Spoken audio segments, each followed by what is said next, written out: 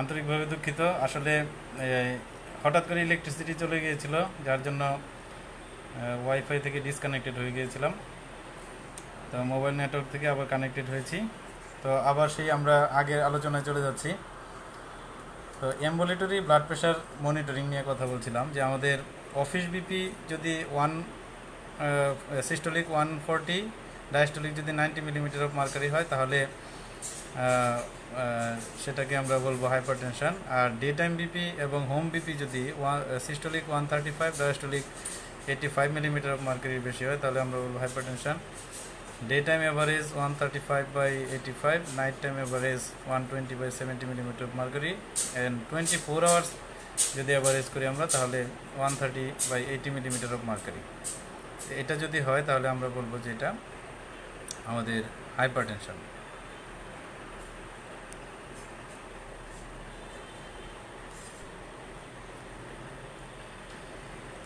আচ্ছা, অনেকেই ডিসকানেক্টেড হয়ে গেছে, আসুক সবাই।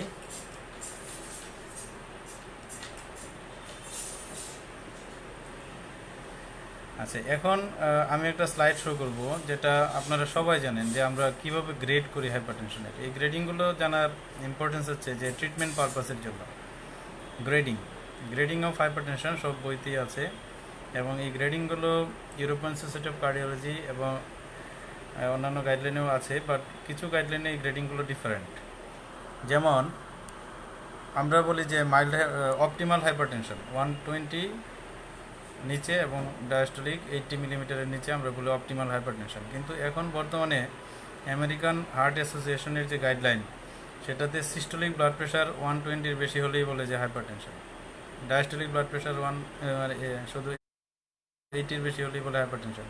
তো মানে দেখা গেছে যে আমাদের যে ব্লাড প্রেশার সিস্টোলিক 120-র যদি কম থাকে, ডায়াস্টোলিক যদি 80-র কম থাকে, সেটাই ভালো, সেটাই beneficial for the cardiovascular health. Normal blood pressure, আচ্ছা এইগুলো আর আমি ডিটেলস আলোচনা না করি, এই গ্রেডিংগুলো আপনারা সবাই জানেন, যে what is optimal hypertension, what is normal hypertension, what is high normal hypertension, what is grade 1 hypertension, grade 2, grade 3, এবং another term is isolated systolic hypertension. Isolated systolic hypertension মানে হচ্ছে যে diastolic pressure is always normal, but systolic pressure is more. যদি এটার মাত্র দুইটা grade, 140 to 159 পর্যন্ত একটা গ্রেড, আর 160 পর্যন্ত গ্রেড 2, আইসোলেটেড সিস্টোলিক হাইপারটেনশন। আচ্ছা, আমরা এতক্ষণ একটু বোরিং আলোচনা শুনলাম, এখন আমরা মেইন আসল আলোচনায় চলে যাব, আজকের যেগুলো বেশি কাজে লাগবে সেই আলোচনাগুলো। তো আমরা একটা পেশেন্টের যদি ফার্স্ট টাইম আমরা ব্লাড প্রেশার রেকর্ড করছি, ফার্স্ট টাইম ব্লাড প্রেশার রেকর্ডিংয়ে একটা পেশেন্টের আমরা ব্লাড প্রেশার পেলাম, মাইল্ড হাইপারটেনশন পেলাম, কী করব? মাইল্ড হাইপারটেনশন পেলাম, systolic blood pressure 140 millimetre of mercury বেশি পেলাম, আর ডায়াস্টোলিক ব্লাড প্রেশার পেলাম 90 মিলিমিটার অফ মার্কারি বেশি, অথবা যে কোনো একটা বেশি পেলাম। আমরা কী করব এই মাইল্ড হাইপারটেনশন? এই মাইল্ড হাইপারটেনশন যদি আমরা পাই কারো, তাহলে আমাদের দুইটা অপশন। একটা হচ্ছে আইদার পেশেন্টকে রিপিট করতে হবে আবার ব্লাড প্রেশার, যে আদৌ কি সে হাইপারটেনসিভ কিনা, অথবা বেশি সন্দেহ থাকলে অথবা বারবার রিপিটেশনেও যদি ব্লাড প্রেশারটা বেশি আসে, তাহলে আমরা তাকে অ্যাম্বুলেটরি ব্লাড প্রেশার মনিটরিং করব। এই যে এই পিকচারটা দেখেন, এই পিকচারটা হচ্ছে আমাদের গাইডলাইনের পিকচার,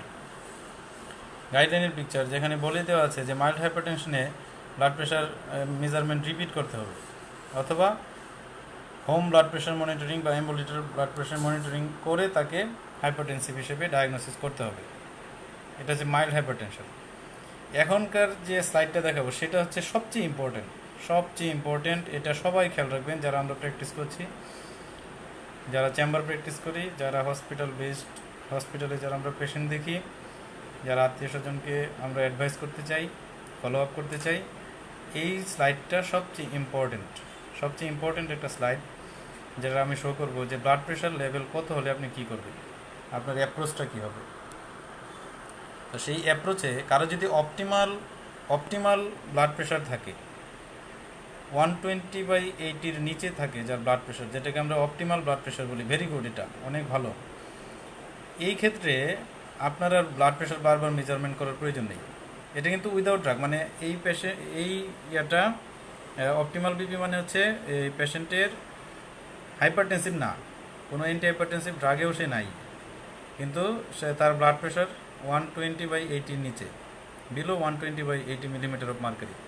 এই অপটিমাল ব্লাড প্রেশারে পেশেন্টকে অ্যাডভাইস করা হয়েছে যে এভরি 5 ইয়ার্সে রিপিট করতে। তো এভরি 5 ইয়ার্স হচ্ছে এমন একটা জিনিস যে এটা অনেক একটা লম্বা সময়, তাই না? এত লম্বা সময় পর আপনি ইয়ে করবেন, এটা অনেক সময় মেনে নিতে খুব কষ্ট হয়, তাই না? কিন্তু এটাই রিকমেন্ডেশন। তবে এটা ঠিক যে কারো যদি বয়স বেশি হয়ে যায়, 40 বছরের বেশি বয়স, কোমরবিডিটি আছে, তাহলে তাকে এতদিন ওয়েট করার কোনো সুযোগ নেই। হ্যাঁ, তাকে আপনি তাড়াতাড়ি ফলো আপ করতে পারবেন। কিন্তু যাদের কিছুই নাই, বয়স কম, তাদের যদি অপটিমাল বিপি থাকে তাহলে 5 ইয়ার্স পর পর তাকে ব্লাড প্রেশার ফলো আপ করতে বলা হয়েছে। যাদের normal BP systolic 120 to 129, diastolic 80 to 84, normal BP. অপটিমালের পরেরটা হচ্ছে নর্মাল। এই নর্মাল স্টেজেও বিপি ফলো আপ করতে বলা হয়েছে এভরি 3 ইয়ার্স। এটা তো গাইডলাইনের ছক, আপনি ডেভিডসনেও দেখবেন এরকম কথাবার্তায় লেখা আছে, বিভিন্ন ধরনের টেক্সট বুকে, বিভিন্ন ধরনের গাইডলাইনে দেখবেন এরকম কথাই বলা আছে, মানে এত অরিড হয়ে যাওয়ার কিছু নাই। তো এই জন্য নর্মাল বিপিতেও আপনি 3 ইয়ার্সলি ফলো আপ করবেন। যাদের হাই নর্মাল বিপি, দেখেন এই হাই নর্মাল বিপি থেকে আপনাকে সতর্ক থাকতে হবে। এই হাই নর্মাল বিপিকে আপনাকে ফলো আপ করতে হবে এবং প্রয়োজনে অ্যাম্বুলেটরি ব্লাড প্রেশার মনিটরিং করতে হবে, কারণ এই হাই নর্মাল বিপিদেরই মাস্ট হাইপারটেনশন থাকার পসিবিলিটি সবচেয়ে বেশি। হাই নর্মাল বিপি যাদের 130 to 139 systolic and diastolic 85 to 89, এই পেশেন্টগুলোকে আমাদের মাস্ট হাইপারটেনশন হওয়ার পসিবিলিটি বেশি। তাদেরকে যদি পসিবল হয় অ্যানুয়ালি আপনি বিপি ফলো আপ করবেন যে পেশেন্ট হাইপারটেনশনের দিকে যাচ্ছে কিনা। আর যদি আপনি তারও আগে ডায়াগনোসিস করতে চান যে আমি তারও আগেই ডায়াগনোসিস করে ফেলবো হাইপারটেনসিভ কিনা, তাহলে তাকে out of office BP measurement মানে এবিপিএম অথবা হোম ব্লাড প্রেশার মনিটরিং, এইগুলোতে আমাদের যেতে হবে এই যাদের হাই নর্মাল বিপি। তাহলে আমরা কি জানলাম যে অপটিমাল বিপিতে এত অরিড হওয়ার কিছু নাই, সেখানে 5 ইয়ার্সলি ব্লাড প্রেশার মেজারমেন্ট করলেই হবে। নর্মাল বিপিতে 3 ইয়ার্সলি। আর যাদের হাই নর্মাল বিপি তাদের মাস্ট হাইপারটেনশন আছে কিনা দেখার জন্য এবিপিএম অথবা হোম ব্লাড প্রেশার মনিটরিং, অথবা এগুলো করেও যদি দেখা যায় যে হাইপারটেনসিভ না, শুধুই হাই নর্মাল, তাহলে তাদেরকে আমরা অ্যানুয়ালি তাদেরকে ব্লাড প্রেশার আমরা রিপিট করব, চেক করব অ্যানুয়ালি। আচ্ছা, নেক্সট হচ্ছে আমাদের এই routine laboratory test for the hypertension. এই রুটিন তো অনেক কিছুই আছে, সব কিছু সবসময় করাও পসিবল হয় না। তবে কোনো পেশেন্টের যদি হাইপারটেনশন পান, সাথে যদি কোনো কোমরবিডিটি থাকে, hypertensive patient specially with comorbidity, অথবা হসপিটালে অ্যাডমিটেড হয়েছিল অন্য কোনো একটা কারণে, ইসকেমিক হার্ট ডিজিজ নিয়ে ভর্তি হয়েছিল, স্ট্রোক নিয়ে ভর্তি হয়েছিল, এরকম অবস্থায় হাইপারটেনসিভ পেশেন্ট, তাহলে তাকে অবশ্যই রুটিন ওয়ার্কআপ করতে হবে। রুটিন ওয়ার্কআপের ভিতরে অনেক কিছুই আছে, সবগুলোই ইম্পর্টেন্ট। এখন আমি কয়েকটা স্পেসিফিক বলে, যেগুলো না করলেই নয়। যেমন একটা ইসিজি করতে হবে। ইসিজিতে হাইপারটেনশনে আপনি কি দেখবেন? ইসিজিতে হাইপারটেনশনের পেশেন্টের দেখবেন কোনো লেফট ভেন্ট্রিকুলার হাইপারট্রফি হচ্ছে কিনা, কোনো ইস্কিমিয়া ডেভেলপ করছে কিনা। অনেক সময় ইস্কিমিয়া থাকে, সিমটম থাকে না, পেশেন্টও বোঝে না। তারপরে এরিথমিয়া আছে কিনা, এগুলো ইয়েতে দেখবেন, ইসিজিতে দেখবেন। আর হিমোগ্লোবিনের কথা বলা আছে, সবার ক্ষেত্রে প্রয়োজন নেই করার, কারণ হিমোগ্লোবিন ক্লিনিক্যালি আমরা অনেক সময় বুঝতে পারি পেশেন্ট অ্যানিমিক কিনা, তো অথবা পলিসাইথেমিক কিনা। তো কিছু হাইপারটেনশনের সাথে পলিসাইথেমিয়া রিলেটেড, এগুলো ভেরি ভেরি আনকমন।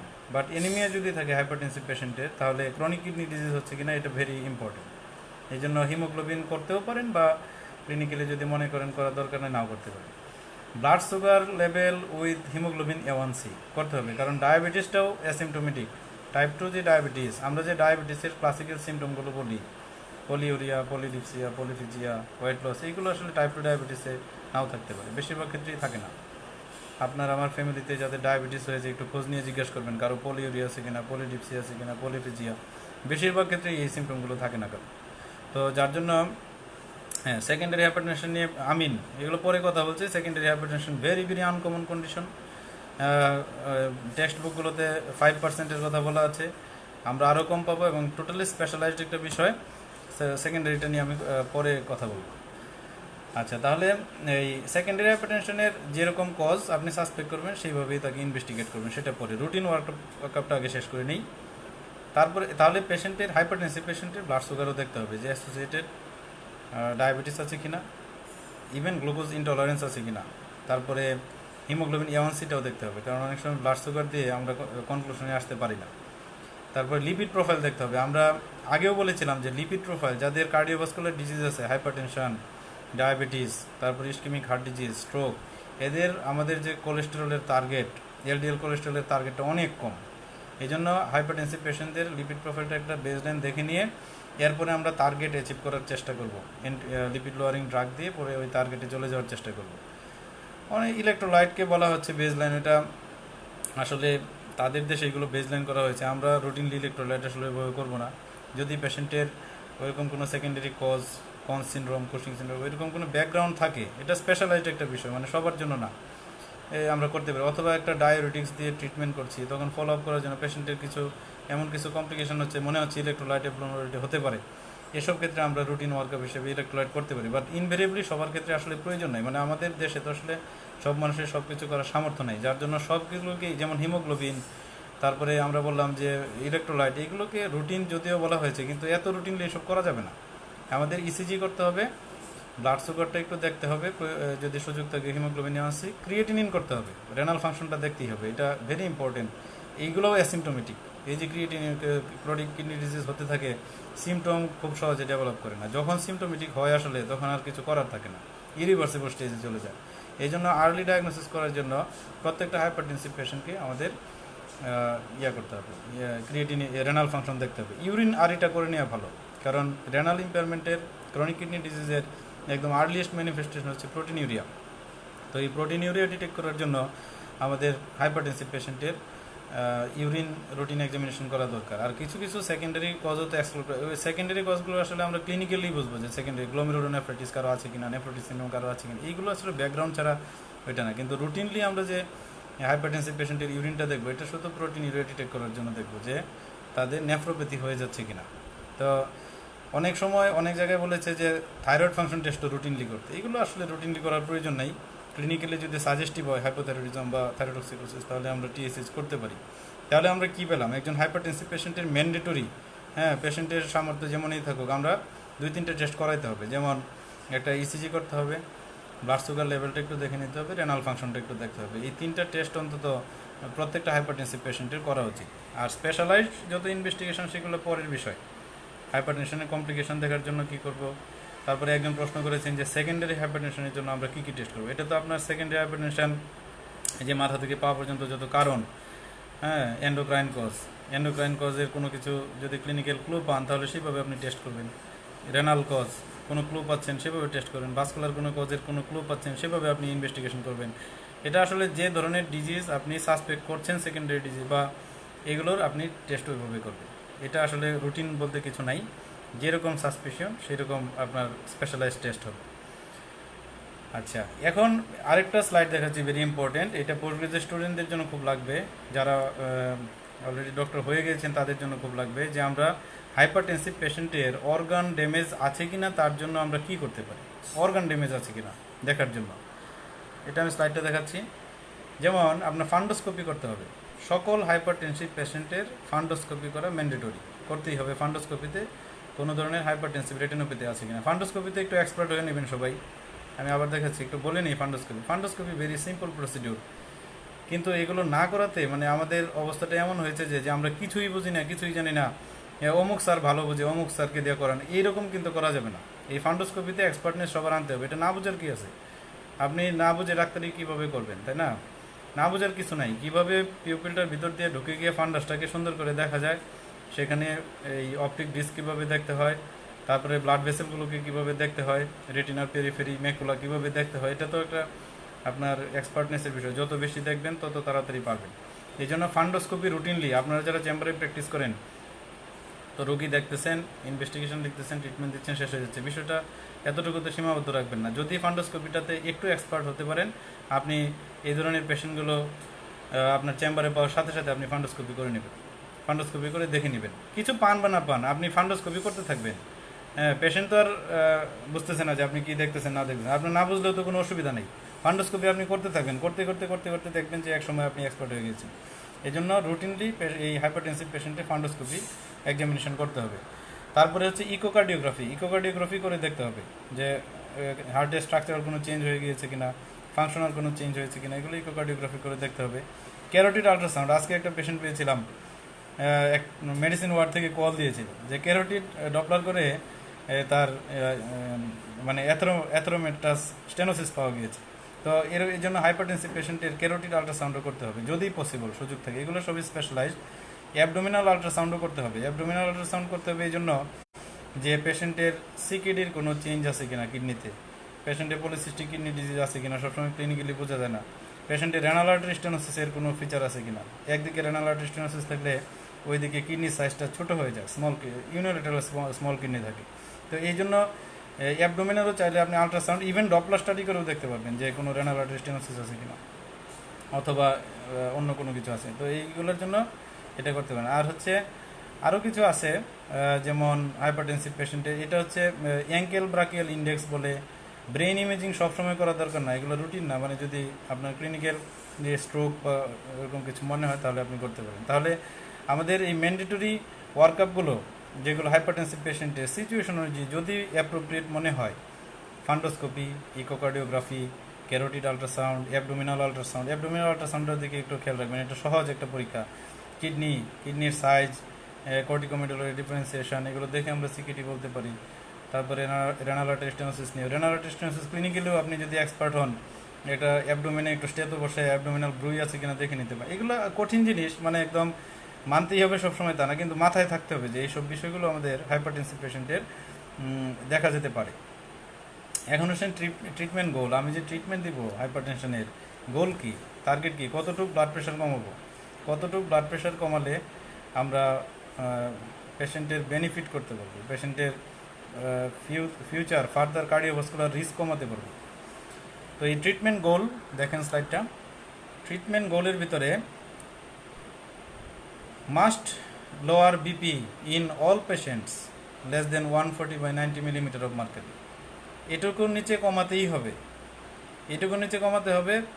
তারপরেও 130/80 মিলিমিটার অফ মার্কারির নিচে কমাতে পারলে ভালো, যদি ইফ টলারেটেড, মানে পেশেন্ট যদি কোনো সাইড ইফেক্ট না হয়, পেশেন্টের যদি ড্রাগ নিয়ে কোনো সাইড ইফেক্ট না হয়, কোনো প্রবলেম না হয়, তাহলে আমাদের এই বিপি কন্ট্রোল আছে। একটা পেশেন্টের বিপি, একজন প্রশ্ন করেছেন, একটা পেশেন্টের বিপি 150/90 গত 3-4 দিন ধরে আছে, কিন্তু সে জানে না। যখন আমার কাছে আসলো আমিও একই বিপি পেলাম, সেক্ষেত্রে আমি কি আরও 2-3 দিন দেখতে পারি। এটা হচ্ছে একটা মাইল্ড হাইপারটেনশন আপনি পেয়েছেন, প্রীতম দাস। যেহেতু মাইল্ড হাইপারটেনশন পেয়েছেন, আমি একটু আগে বলেছি এটা নিয়ে ওয়ারিড হওয়ার কিছু নেই। পেশেন্টের যদি ইন্ড অর্গান ড্যামেজ না থাকে, পেশেন্টের যদি হাইপারটেনশন মিডিয়েটেড অর্গান ড্যামেজ না থাকে, এই মাইল্ড বিপিতেই আপনি অ্যান্টিহাইপারটেনসিভ শুরু করবেন না। কারণ এই মাইল্ড বিপিকে আরও ফলো আপ করবেন। কতদিন ফলো আপ করবেন? অনেক দিন ফলো আপ করবেন। এটারও একটা ছক দেবো আমরা, latest recommendation for the guidelines. At least 4 থেকে 6 মাস আপনি ফলো আপ করবেন এই মাইল্ড হাইপারটেনশন, আদর সে হাইপারটেনসিভ কিনা। আর যদি আপনার ফলো আপ করার ধৈর্য না থাকে, সরাসরি অ্যাম্বুলেটরি ব্লাড প্রেশার মনিটরিংয়ে আপনি চলে যাবেন, গিয়ে তারপরে তাকে ডায়াগনোসিস কনফার্ম করেই তারপরে তাকে অ্যান্টিহাইপারটেনসিভ শুরু করবেন। Mild hypertension without any organ damage, আপনার এত ওরিড হওয়ার কিছু নেই। তার যদি কোনো অ্যাংজাইটি থাকে সেগুলোকে রিলিভ করেন, তার প্রয়োজনে লাইফস্টাইল মডিফিকেশন করেন, ডায়েটারি অ্যাডভাইসড রয়েছে এগুলো দেন। ড্রাগ ট্রিটমেন্টে যাওয়ার কোনো প্রয়োজন ওই মাইল্ড হাইপারটেনশনে নাই, যদি না কোনো টার্গেট অর্গান ড্যামেজ না থাকে। আর অ্যাকচুয়ালি এটা মাইল্ড হাইপারটেনসিভ কিনা আপনাকে আগে ডায়াগনোসিস কনফার্ম করতে হবে যে মাইল্ড হাইপারটেনশন। আচ্ছা, তাহলে আমরা দেখি যে আমাদের টার্গেট যে বিপি, সেটা হচ্ছে আমাদের ডায়াবেটিস যদি থাকে 130/80 নিচে। তারপর ওল্ডার পেশেন্টকে বলা হয়েছে সিস্টোলিক বিপিটা একটু বেশি থাকলেও সমস্যা নাই, 130 to 140। কিছু কিছু গাইডলাইনে আগে বলা ছিল 150 পর্যন্ত অ্যাকসেপ্টেবল, বাট এটাকে 10 কমানো হয়েছে এখন। আর ডায়াস্টোলিক বিপি বলা হয়েছে সব ক্ষেত্রেই 80 নিচে। অ্যাকচুয়ালি এত ঝামেলার এখন আর প্রয়োজন নাই। আপনাদের লেটেস্ট গাইডলাইন যা বলছে, কোনো ধরনের কমিউনিটিও মুখস্থ রাখার দরকার নেই, কিছুই মুখস্থ রাখার দরকার নেই। আপনার কারো ডায়াবেটিস আছে কিনা, কারো সিকিডি আছে কিনা, কারো ইস্কেমিক হার্ট ডিজিজ আছে কিনা, হার্ট কিছুই মনে রাখার দরকার নেই। সকল পেশেন্টের ব্লাড প্রেশার 130/80 মিলিমিটার অফ মার্কারির নিচে রাখার চেষ্টা করবে, অথবা বেটার 120/80 মিলিমিটার অফ মার্কারির নিচে রাখার চেষ্টা করবে। একজন বলছে only systolic blood pressure rest or only diastolic blood pressure rest, management একই ম্যানেজমেন্ট হবে। এটা পরে আমরা আলোচনা করতেছি। শুধু সিস্টোলিক ব্লাড প্রেশারের উপরে কিছু ড্রাগ স্পেশালি ভালো কাজ করে, শুধু ডায়াস্টোলিকে কিছু ড্রাগ স্পেশালি কাজ করে, ওইটার ম্যানেজমেন্ট পোর্শন আমি পরে আলোচনা করছি। আলোচনা করার পরে তারপরে কোয়েশ্চেন। আচ্ছা, তাহলে টার্গেট ব্লাড প্রেশার আমরা একদম যদি শুধু একটা ব্লাড প্রেশারে মুখস্থ রাখতে চাই উইথ অর উইদাউট কোমরবিডিটি, তাহলে এটা হবে 130/80 মিলিমিটার অফ মার্কারির নিচে আমাদের ব্লাড প্রেশার রাখতে হবে, অথবা 120/80 মিলিমিটার অফ মার্কারির নিচে আমাদের টার্গেটটা হবে। কারণ দেখা গেছে আপনি যদি সিস্টোলিক ব্লাড প্রেশার কাউকে 120 মিলিমিটারের নিচে আপনি কন্ট্রোল করলেন, আর কাউকে 140 নিচে কন্ট্রোল করলেন, মানে 130 to 40 এরকমই, এই দুইজনের ফিউচার কার্ডিওভাস্কুলার অ্যাডভার্স ইফেক্টের আউটকামের মধ্যে পার্থক্য হবে। যাদের একটু বেশি রেখে কন্ট্রোল করলেন ওই তাদের কার্ডিওভাস্কুলার অ্যাডভার্স ইফেক্ট বেশি হবে। এই জন্য ব্লাড প্রেশার যে আপনি টার্গেট বিপি, অনেকেই বলে কি যে আমার তো প্রেশার ছিল অনেক বেশি, এখন ওষুধ খাওয়ার পরে হয়ে গেছে 110/65, এরকম একটা কথা বললো। তাকে বলবেন যে কংগ্রাচুলেশনস, যে আপনার ব্লাড প্রেশার খুবই ভালো কন্ট্রোল হয়েছে, কারণ আপনার ব্লাড প্রেশার 120 নিচে রাখতে হবে সিস্টোলিক ব্লাড প্রেশার, ডায়াস্টোলিক রাখতে হবে আপনার 80 মিলিমিটার মার্কের নিচে। কেউ যদি হাইপোটেনশনে চলে যায় সেটা আলাদা বিষয়। হাইপোটেনশনে চলে গেলে তখন ব্লাড প্রেশারের এই যে অ্যান্টি হাইপারটেনসিভের ডোজ মনিটর করতে হবে, কেন হাইপোটেনশনে চলে গিয়েছে কারণগুলো দেখতে হবে, তার ম্যানেজমেন্ট করতে হবে। কিন্তু একটা নর্মাল মানুষ, নর্মাল মানুষের ব্লাড প্রেশার 120/80 মিলিমিটার অফ মার্কের নিচে কন্ট্রোল আছে, সেটা তার জন্য অনেক ভালো, এই লেভেলেই তাকে কন্ট্রোল করতে হবে। এখন আসেন যে ট্রিটমেন্ট অপশনস, আমাদের ট্রিটমেন্ট অপশনস কী কী আছে। ব্লাড প্রেশার আপনি ম্যানেজ করবেন, হাইপারটেনশন, আপনার কাছে কী কী ট্রিটমেন্ট অপশনস আছে? শুধুই কি ড্রাগ, নাকি অন্য কিছু, লেটেস্ট কি? তারপরে আপনার যদি রেজিস্ট্যান্ট হয়ে যায়, এমনই রেজিস্ট্যান্ট, কত ধরনের ড্রাগ দিচ্ছেন, কোনোভাবেই কন্ট্রোল হচ্ছে না, তারপরেও কি কিছু করার কিছু আছে কিনা আপনার জন্য হাইপারটেনশন ম্যানেজ করার জন্য? তো আমরা 3টা হেডলাইনে হাইপারটেনশনকে ম্যানেজ করতে পারি। এক নম্বর হচ্ছে লাইফস্টাইল মডিফিকেশন, এটা ভেরি মাচ ইম্পর্টেন্ট। তবে এখানে একটু মজার বিষয় আছে যে লাইফস্টাইল মডিফিকেশনের যে কম্পোনেন্টগুলো আমাদের আছে, আমরা বলি যে স্মোকিং সিজেশন করেন, অ্যালকোহল অ্যাবস্টিনেন্স করেন, আপনার এই সল্ট রেস্ট্রিকশন করেন ডায়েটারি, তারপরে এক্সারসাইজ করেন, তারপরে এইগুলো বলি যে স্ট্রেস কমান। তো এই ধরনের কন্ডিশনগুলোতে এই যে আমরা বলছি যে lifestyle modification, sedentary lifestyle avoid করেন, হ্যাঁ, স্মোকিং অ্যাভয়েড করেন, ওয়েট রিডাকশন করেন। তো এইগুলো যে লাইফস্টাইল মডিফিকেশান, সবগুলো যদি কেউ একসাথে করতে পারে, সব লাইফস্টাইল যদি একসাথে স্ট্রিক্টলি মডিফিকেশন করতে পারে, তাহলে সে বেনিফিট পাবে। যেমন আপনাকে বলি, কেউ যদি শুধু স্মোকিংটা ছেড়ে দিল আর কিছুই ছাড়লো না, তাহলে সে খুব বেশি বেনিফিট পাবে না, কারণ সে স্মোকিং ছেড়ে দিলে সিস্টোলিক ব্লাড প্রেশার হয়তো এই, আচ্ছা কোয়েশ্চেনগুলোর আনসার এখন আর আমি দিব না, একটু পরে আবার কোয়েশ্চেনটা করবেন, আমি একটু শেষ করে নিই। তো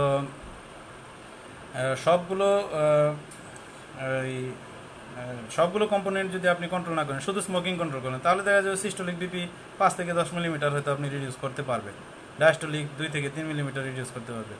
শুধুমাত্র ওয়েট কমাইলেন, তাতেও এরকম সিস্টোলিক 5 মিলিমিটার, ডায়াস্টোলিক 2 মিলিমিটার, এরকম করে করতে পারবেন। একটা বড় ধরনের ইফেক্ট যদি আপনি পেতে চান, বড় ইফেক্ট, যে আমি systolic BP 20 millimetre of mercury কমাতে চাই, diastolic BP 10 millimetre of mercury কমাতে চাই, সেই ক্ষেত্রে আপনাকে সবগুলো লাইফস্টাইল একসাথে মডিফাই করতে হবে সব। আচ্ছা, কোয়েশ্চেনগুলো আর এখন না করলেই ভালো, আমি একটু আগায় ফেলি, শেষের দিকে গিয়ে সব ধরনের কোয়েশ্চেনের শুধু কোয়েশ্চেনের আনসার দিব ইনশাল্লাহ। তো এই ধৈর্য সহকারে আর একটু 10-15 মিনিট কন্টিনিউ করলে ভালো হয়। তাহলে লাইফস্টাইল মডিফিকেশান আমাদের সবগুলো করতে হবে একসাথে, যদি করা যায় তাহলে কিছুটা বেনিফিশিয়াল ইফেক্ট পাওয়া যাবে। আদারওয়াইজ 1-2টা লাইফস্টাইল মডিফাই করার কোনো প্রয়োজন নেই, ওইগুলো করে করে শুধু নিজের কষ্ট রোগী এর চেয়ে বলে দেবেন যে আপনি শান্তিতে আছেন, মডিফাই করার দরকার নেই। তো লাইফস্টাইল মডিফিকেশন করতে হলে আপনার সবগুলো লাইফস্টাইল সুন্দরভাবে মডিফাই করলে পেশেন্টের বেনিফিশিয়াল ইফেক্ট হবে, ব্লাড প্রেশার কমবে। এখন হচ্ছে ফার্মাকোলজিক্যাল ট্রিটমেন্ট। ফার্মাকোলজিক্যাল ট্রিটমেন্টের অ্যালগোরিদম আমরা আলোচনা করব, যে কোন ড্রাগগুলো আমরা ইউজ করব, স্পেশাল কোন কন্ডিশনে কোন ড্রাগ ইউজ করব। আর নেক্সট হচ্ছে কোনো কিছুতেই ম্যানেজ হচ্ছে না, তখন সার্জারি, ডিভাইস বেস থেরাপি, হ্যাঁ, এগুলো আছে, সারা বিশ্ব এগিয়ে গিয়েছে, বাংলাদেশেও আমরা চাই যে শুরু হয়ে যাক অচিরেই। কী কী অপশন আছে আমরা পরে একটা আলোচনা করব। এখন এই জিনিসটা আবার সেই ফিরে আসি, আমাদের গ্রেডিং অনুযায়ী আমাদের ব্লাড প্রেশারটাকে কীভাবে আপনি ম্যানেজ করবেন। গ্রেডিং অনুযায়ী ব্লাড প্রেশার ম্যানেজ করব, যদি হাই বিপি থাকে, হাই নর্মাল ব্লাড প্রেশার কারো থাকে। এখন হাই নর্মাল কাকে বলে আবার এখন আমি বলবো না, আপনারা দেখে নেবেন যে হাই নর্মাল ব্লাড প্রেশার আমরা কাকে বলেছিলাম। ওই হাই নর্মাল ব্লাড প্রেশারে আমরা পেশেন্টকে শুধুমাত্র লাইফস্টাইল মডিফিকেশন করব। কিন্তু এখানে কথা আছে, হাই নর্মাল বিপিতেও এটা মনে রাখবেন, আমি খুব গুরুত্ব সহকারে বলছি, হাই নর্মাল বিপিতেও যদি কারো এই কার্ডিওভাস্কুলার ডিজিজ থাকে, যেমন স্ট্রোক হয়েছে, কারো ইস্কেমিক হার্ট ডিজিজ হয়েছে, কারো ডায়াবেটিস, এই ধরনের সিকেডি, এই ধরনের কন্ডিশন আছে, তাহলে হাই নর্মাল বিপিকেও কমাতে হবে। হাই নর্মাল বিপিকেও কমাতে হবে। আপনার হাইপার টেনশনের ডেফিনিশনে পড়ার কোনো প্রয়োজন নেই। সেই ক্ষেত্রেও আপনাকে ড্রাগ ট্রিটমেন্টে যেতে হবে। হাই নর্মাল বিপিতেও ড্রাগ ট্রিটমেন্টে যেতে হবে যদি কার্ডিওভাস্কুলার ডিজিজ থাকে। আর যদি কার্ডিওভাস্কুলার কোনো ডিজিজ না থাকে, হাইপার টেনশন মিডিয়েটেড কোনো ডিজিজ না থাকে, তাহলে হাই নর্মাল বিপিতে শুধুমাত্র লাইফস্টাইল মডিফিকেশন করবে। কোন লাইফস্টাইল মডিফিকেশন? সব ধরনের লাইফস্টাইল মডিফিকেশন একসাথে, মানে একই সাথে সে স্মোকিংটা ছেড়ে দিবে, অ্যালকোহল ছেড়ে দিবে, সে এক্সারসাইজ শুরু করে দিবে, স্যানিটারি লাইফস্টাইল। স্যানিটারি লাইফস্টাইল কেমন? একদম বাসায় সারাদিন ঘুমান, এসিতে থাকেন, তারপরে সকালবেলা লিফটে নামেন, লিফট থেকে একটা গাড়িতে করে চলে গেলেন অফিসে গিয়ে আবার ইজি চেয়ারে একদম পুরো এসি রুমে বসে থাকলেন, আবার সেখান থেকে গাড়ি অফিস শেষ করে গাড়িতে উঠে আবার লিফটে উঠে বাসায়। এইগুলো হচ্ছে সেডেন্টারি লাইফস্টাইল। এই লাইফস্টাইলে এখন সবাই খুব অভ্যস্ত হয়ে যাচ্ছে এবং এই বিপদ ডেকে আনতেছে। আপনারা দেখবেন আমাদের যে দাদারা এবং নানারা ছিলেন, হ্যাঁ, যে বা ওনাদের বয়সে যত মানুষ ছিলেন, ওনারা সবাই কমপক্ষে 90 থেকে 100 বছর জীবিত ছিলেন, উইদাউট মানে উইথ ফিউ এক্সেপশনস। 90 থেকে 100 বছর যারা জীবিত ছিলেন বা স্টিল যারা এখনও 100 বছর জীবিত, তাদের কারো হাইপারটেনশন নেই, কারো ডায়াবেটিস নেই, কারো ইস্কেমিক হার্ট ডিজিজ নেই, কিছুই নেই। জেরিয়াট্রিক প্রবলেমগুলোর জন্য হয়তো তারা ডিজেবল হয়ে পরে এক সময় গিয়ে হয়তো বা কোনো একটা কারণে তাদের ডেথ হচ্ছে, কিন্তু তারা কিন্তু হাইপারটেনসিভ ছিল না, ডায়াবেটিক ছিল না। এই শুধুমাত্র লাইফস্টাইলের জন্য। এই জন্য আপনাকে লাইফস্টাইল মডিফাই করলে সব ধরনের লাইফস্টাইল একসাথে মডিফাই করে ফেলতে হবে, একটা দুইটা না। আপনি খাবার কন্ট্রোল করলে খাবারও কন্ট্রোল করবেন, আপনি এক্সারসাইজ করবেন, স্মোকিং ছেড়ে দেবেন, তারপরে এই স্ট্রেসফুল যত ধরনের বিষয় আছে সবগুলোকে রিলিভ করবেন আপনি। তো এইভাবে আপনি লাইফস্টাইল মডিফিকেশন করবেন। তারপরে গ্রেড 1 হাইপারটেনশন কারো যদি থাকে, গ্রেড 1 হাইপারটেনশন, তাকেও লাইফস্টাইল অ্যাডভাইস দিবেন। মানে লাইফস্টাইল অ্যাডভাইসটা সবার জন্য, হাই নর্মাল ব্লাড প্রেশার, তারপরে গ্রেড 1, 2, 3 সবার জন্যই লাইফস্টাইল মডিফিকেশান। প্লাস হচ্ছে ড্রাগ ট্রিটমেন্ট। গ্রেড 1-এর ক্ষেত্রেও আমরা যখন ডায়াগনোসিস কনফার্ম হবে অবশ্যই ড্রাগ ট্রিটমেন্ট দেবো। ডায়াগনোসিস কনফার্ম হওয়ার আগ পর্যন্ত আমরা তো ওয়েট করব 4 থেকে 6 মাস, অথবা এবিপিএম করে কনফার্ম করব। তো কনফার্ম করার পরে আবার আমরা ড্রাগ ট্রিটমেন্ট দেব। আর যদি আবারও সেই আগের কথাই, যদি প্রথমেই হাইপারটেনশন মিডিয়েটেড অর্গান ড্যামেজ থাকে, তাহলে আমরা শুরুতেই ড্রাগ ট্রিটমেন্ট দিয়ে দিব, ওই কনফার্ম করার এত প্রয়োজন নেই। গ্রেড 2 হাইপারটেনশন যদি কারো থাকে, গ্রেড 2, এটা ভালো করে খেয়াল করেন, গ্রেড 2 হাইপারটেনশন কারো যদি থাকে, লাইফস্টাইল অ্যাডভাইস তো থাকবে আমাদের, ইমিডিয়েট ড্রাগ ট্রিটমেন্ট, সাথে সাথেই আপনি ড্রাগ ট্রিটমেন্ট শুরু করবেন। এই যে গ্রেড 2 আর 3-তে আপনি ইমিডিয়েট, এগুলোর জন্য আর এবিপিএম করা, এগুলোর জন্য তার টার্গেট অর্গান ড্যামেজ আছে কি নাই, এগুলো এত কিছু খোঁজার কোনো প্রয়োজন নেই। এবং আরও একটা ইনফরমেশন আপনাকে দেই, লেটেস্ট গাইডলাইন আপনাকে বলছে এই গ্রেড 2 অ্যান্ড গ্রেড 3 হাইপারটেনশনের ক্ষেত্রে আপনি শুরুতেই কম্বিনেশন অফ ড্রাগ ট্রিটমেন্ট দেবেন। ওই আপনার যে নর্মাল অ্যালগোরিদমে যাওয়ার কোনো প্রয়োজন নেই, যে 55 বছরের বেশি হইলে এই, কম হইলে এই, তারপরে কম্বিনেশন, তারপরে এই সেই, এইগুলো না। আপনার কারো যদি গ্রেড 2 হাইপারটেনশন থাকে বা গ্রেড 3 হাইপারটেনশন থাকে, আপনি শুরুতেই কম্বিনেশন অফ অ্যান্টি হাইপারটেনসিভ ড্রাগে যেতে পারবেন। আপনি চাইলে সিঙ্গেল ড্রাগেও আপনি ট্রায়াল দিয়ে করতে পারবেন, কোনো প্রবলেম নাই। কিন্তু আপনি চাইলে, যদি চান যে আপনি শুরুতেই কম্বিনেশন দেবেন, স্পেশালি পেশেন্টের কোমরবিডিটি চিন্তা করে কোন ড্রাগটা সবচেয়ে বেশি অ্যাপ্রোপ্রিয়েট, যদি প্রয়োজন হয় 2টা ড্রাগ অ্যাপ্রোপ্রিয়েট, তাহলে আমি 2টাই দিব পেশেন্টের জন্য। যেমন আমি একটা সিম্পল একটা এক্সাম্পল দিই, পেশেন্ট জীবনেও জানে না যে সে হাইপারটেনসিভ কিনা, জীবনেও জানে না। তো সে এমআই নিয়ে আসলো, অ্যাকিউট এমআই নিয়ে আপনাদের কার্ডিওলজি ওয়ার্ডে ভর্তি হয়েছে। তখন আপনি দেখলেন যে বিপি বেশি, ব্লাড প্রেশার অনেক বেশি, অনেক বেশি বলতে কি সিভিয়ার হাইপারটেনশন তার, কিন্তু সে জানে না আগে থেকে। আচ্ছা, আপনি প্রয়োজনে একদিন ওয়েটও করলেন যে আসলেই কি তার সিভিয়ার নাকি কম, পরে দেখলেন যে না, আসলেই সিভিয়ার বা মডারেট হাইপারটেনশন। সেই ক্ষেত্রে আপনি তাকে কম্বিনেশন অফ ড্রাগ দিতে পারবেন শুরুতেই, এবং এমন কম্বিনেশন দিবেন যেহেতু এমআই হয়েছে যেটা তার জন্য বেনিফিশিয়াল হবে। যেমন বিটা ব্লকার তার জন্য বেনিফিশিয়াল হবে, এসি ইনহিবিটর তার জন্য বেনিফিশিয়াল হবে, এনজিওটেনসিন রিসেপ্টর ব্লকার তার জন্য বেনিফিশিয়াল হবে, নাইট্রোগ্লিসারিন তার জন্য। মানে আপনি এমনভাবে তাকে ব্লাড প্রেশারটা লোয়ার করবেন যে ড্রাগগুলো দিয়ে তার ওই কোমরবিড কন্ডিশনটাও ভালো আছে, আবার কারো কোনো ধরনের কোমরবিড কন্ডিশন নাই, শুরুতেই ব্লাড প্রেশার এই মডারেট টু সিভিয়ার। সেই ক্ষেত্রেও আপনি কম্বিনেশন দিতে পারবেন, সেটা রোল অনুযায়ী আপনি দিবেন। রোল অনুযায়ী যেটা A+C যেটা আমরা বলি প্রথম কম্বিনেশন, যদি কোনো কন্ট্রাইন্ডিকেশন না থাকে। এতে হচ্ছে এস ইনহিবিটর অথবা এআরবি, আর সিতে হচ্ছে ক্যালসিয়াম চ্যানেল ব্লকার। যদি কন্ট্রাইন্ডিকেশন না থাকে তাহলে আমরা এভাবে এই জন্য মডারেট টু সিভিয়ার হাইপারটেনশনের ক্ষেত্রে শুরুতেই এখনকার কোনো গাইডলাইনে আপনি দেখবেন যে সিঙ্গেল ড্রাগ দিয়ে ট্রিট করতে বলাই হয় নাই, একদম সরাসরি ইয়া দিয়ে। কারণ আপনার এই যে হাই নর্মাল এবং গ্রেড 1 হাইপারটেনশনের ক্ষেত্রে বলাই হয়েছে অপেক্ষা করতে। কোমরবিডিটি থাকলে তো সেই কোমরবিডিটি অনুযায়ী যে ড্রাগটা অ্যাপ্রোপ্রিয়েট তাকে সেটা দিবেন। কিন্তু মডারেট টু সিভিয়ার হাইপারটেনশনে সব ক্ষেত্রে বলা হয়েছে যে স্টার্টিং হচ্ছে কম্বিনেশন অ্যান্টি হাইপারটেনসিভ ড্রাগ, এই জন্য আপনি শুরু করতে পারবেন। আচ্ছা, সিভিয়ার হাইপারটেনশনেও একই কথা। সিভিয়ার হাইপারটেনশনে আমাদের লাইফস্টাইল অ্যাডভাইসের পাশাপাশি ইমিডিয়েট ড্রাগ ট্রিটমেন্ট এখানে ওয়েট করে দেবেন। এখন একজন কোয়েশ্চেন একটা নিচ্ছি, স্যার ইয়াং এজের জন্য গ্রেড 2 এর জন্য কোন ড্রাগটা শুরু করা যাবে? আপনি ডেভিডসন দেখবেন অথবা অন্য কোথাও দেখবেন, ইয়াং এজ মানে বিলো 55 ইয়ার্স অফ এজ, এটাকে আমরা হাইপারটেনশনের এজের কাট মার্জিন আমরা ধরি। বিলো 55 ইয়ার্স অফ এজে ড্রাগ অফ চয়েস হচ্ছে আমাদের এসি ইনহিবিটর অথবা এআরবি, আর অ্যাবভ 55 ইয়ার্স অফ এজে ড্রাগ ট্রিটমেন্ট হচ্ছে আমাদের calcium channel blocker, drug of choice. এগুলো কিন্তু চেঞ্জ হয়েছে, আমরা জানি, সব জানি। আমাদের এই ডেভিডসনের 19তম এডিশনে একরকম ছিল, 20তম এডিশনে একরকম ছিল, 21তম এডিশনে অন্যরকম ছিল। তো 21, 22, 23 মোটামুটি একরকম আছে এখন। তো এই জন্য চেঞ্জ হয়েছে, এখন লেটেস্ট এগুলো বিভিন্ন ধরনের স্টাডি করে টোরেই চেঞ্জ করা হয়েছে। এখন হচ্ছে যে 55 ইয়ার্সের যদি নিচে হয় তাহলে আমরা তাদেরকে এস ইনহিবিটর অথবা এআরবি প্রেফার করব, আর 55 বেশি হলে প্রেফার করবো ক্যালসিয়াম চ্যানেল ব্লকার। কিন্তু সেখানেও কথা আছে, আজিমুদ্দিন রিফাত, সেখানে কথা হচ্ছে যে এই 55 ইয়ার্সের নিচে, অথবা আবার কথা বলা আছে যদি ব্ল্যাক পিপল হয়, 55 ইয়ার্সের উপরে ক্যালসিয়াম চ্যানেল ব্লকার, অথবা যদি ব্ল্যাক পিপল হয়। এখন আমরা কোন পিপল? আমরা তো হোয়াইট নাকি ব্ল্যাক আমরা আমরা কি জানি? তো আমরা এই জন্য রেজিস্ট্যান্ট হাইপারটেনশন আমরা একটু আলোচনা করছি একটু পরেই। তো আমরাও কিন্তু ব্ল্যাকের মধ্যেই আসলে পড়ি, কিন্তু ওরা বলে দিয়েছে আফ্রো ক্যারিবিয়ান। আফ্রো ক্যারিবিয়ান না হলেও আমরা হয়তো এতটা টিপিক্যাল আফ্রো ক্যারিবিয়ান ব্ল্যাক না, কিন্তু আমরাও ব্ল্যাক। এই জন্য আমাদের দেশের মানুষেরও কিন্তু ক্যালসিয়াম চ্যানেল ব্লকার খুব ভালো ব্লাড প্রেশার কন্ট্রোল করে, এটা আপনাকে মাথায় রাখতে হবে। এই জন্য বয়স যাই হোক, আপনি শুরুতে ট্রাই করতে পারেন আপনার অ্যাকর্ডিং টু রুল অনুযায়ী এস ইনহিবিটর অথবা এআরবি, কিন্তু আপনাকে মাথায় রাখতে হবে যে you can start with calcium channel blockers also in young patient with hypertension. আর আপনি গ্রেড 2 যেহেতু বলেছেন, আপনি কম্বিনেশন দিয়ে দেবেন A+C, এস ইনহিবিটর অথবা এআরবি, সাথে হচ্ছে ক্যালসিয়াম চ্যানেল ব্লকার। আচ্ছা, এটা আমরা করি। এখন অ্যান্টি হাইপারটেনসিভ ড্রাগ, তাহলে আমরা অ্যালগোরিদমটা, এই ডেভিডসনের যে অ্যালগোরিদম আমি দেখাচ্ছি, আপনি সেটা ফলো করেন, সমস্যা নেই। এটাই বিভিন্ন গাইডলাইনে আগে ছিল। এই যে 55 ইয়ার্সের কম, আরেকটা হচ্ছে 55 ইয়ার্সের বেশি, অথবা ব্ল্যাক পার্সন, অথবা আফ্রো ক্যারিবিয়ান, অথবা আমরা ব্ল্যাক পার্সন ধরে নিলাম। তাহলে এইগুলোতে আমরা এই আইদার এ অথবা সি।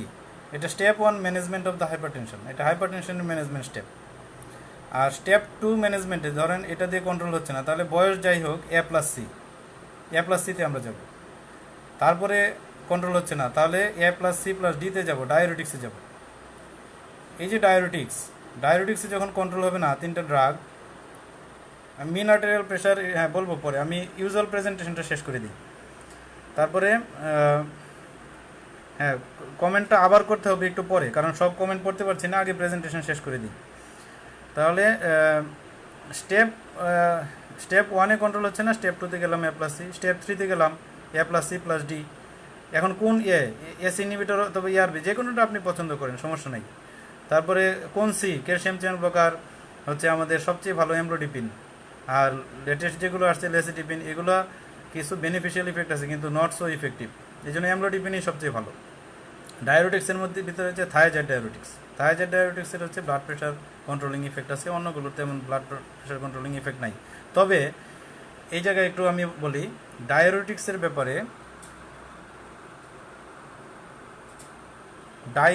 ব্যাপারে একটু বলি, সেটা হচ্ছে যে আপনার থায়াজাইড ডায়াবেটিক্স ব্লাড প্রেশার কমায়, কিন্তু মিনারেলোকর্টিকয়েড অ্যান্টাগনিস্টও কিন্তু ব্লাড, যেমন স্পাইরোনোলেকটন, স্পেশালি যখন আমাদের রেজিস্ট্যান্ট হাইপারটেনশন হয়ে যাবে তখন স্পাইরোনোলেকটনের ব্যাপারে রিকমেন্ডেশন আমাদের আছে, তো এটা একটু খেয়াল রাখতে হবে।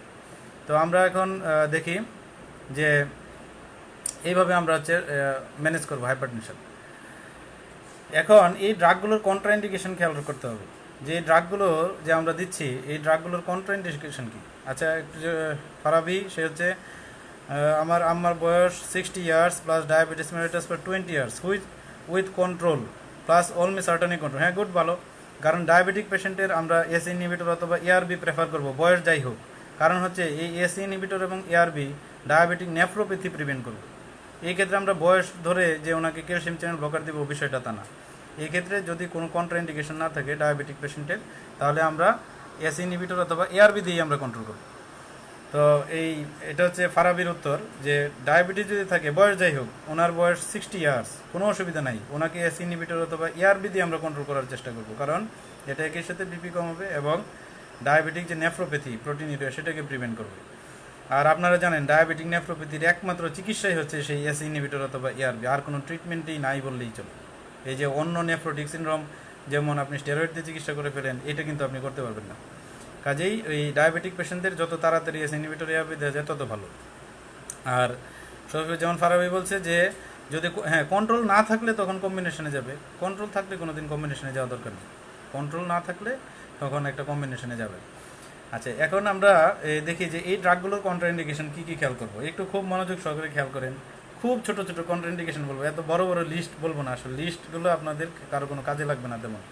এগুলো বই থেকে দেখবেন, দেখে দেখে জ্ঞান আপনার নলেজ এনরিচ করার চেষ্টা করবেন। বাট হচ্ছে আমাদের মেইনলি কমন যেগুলো এগুলো।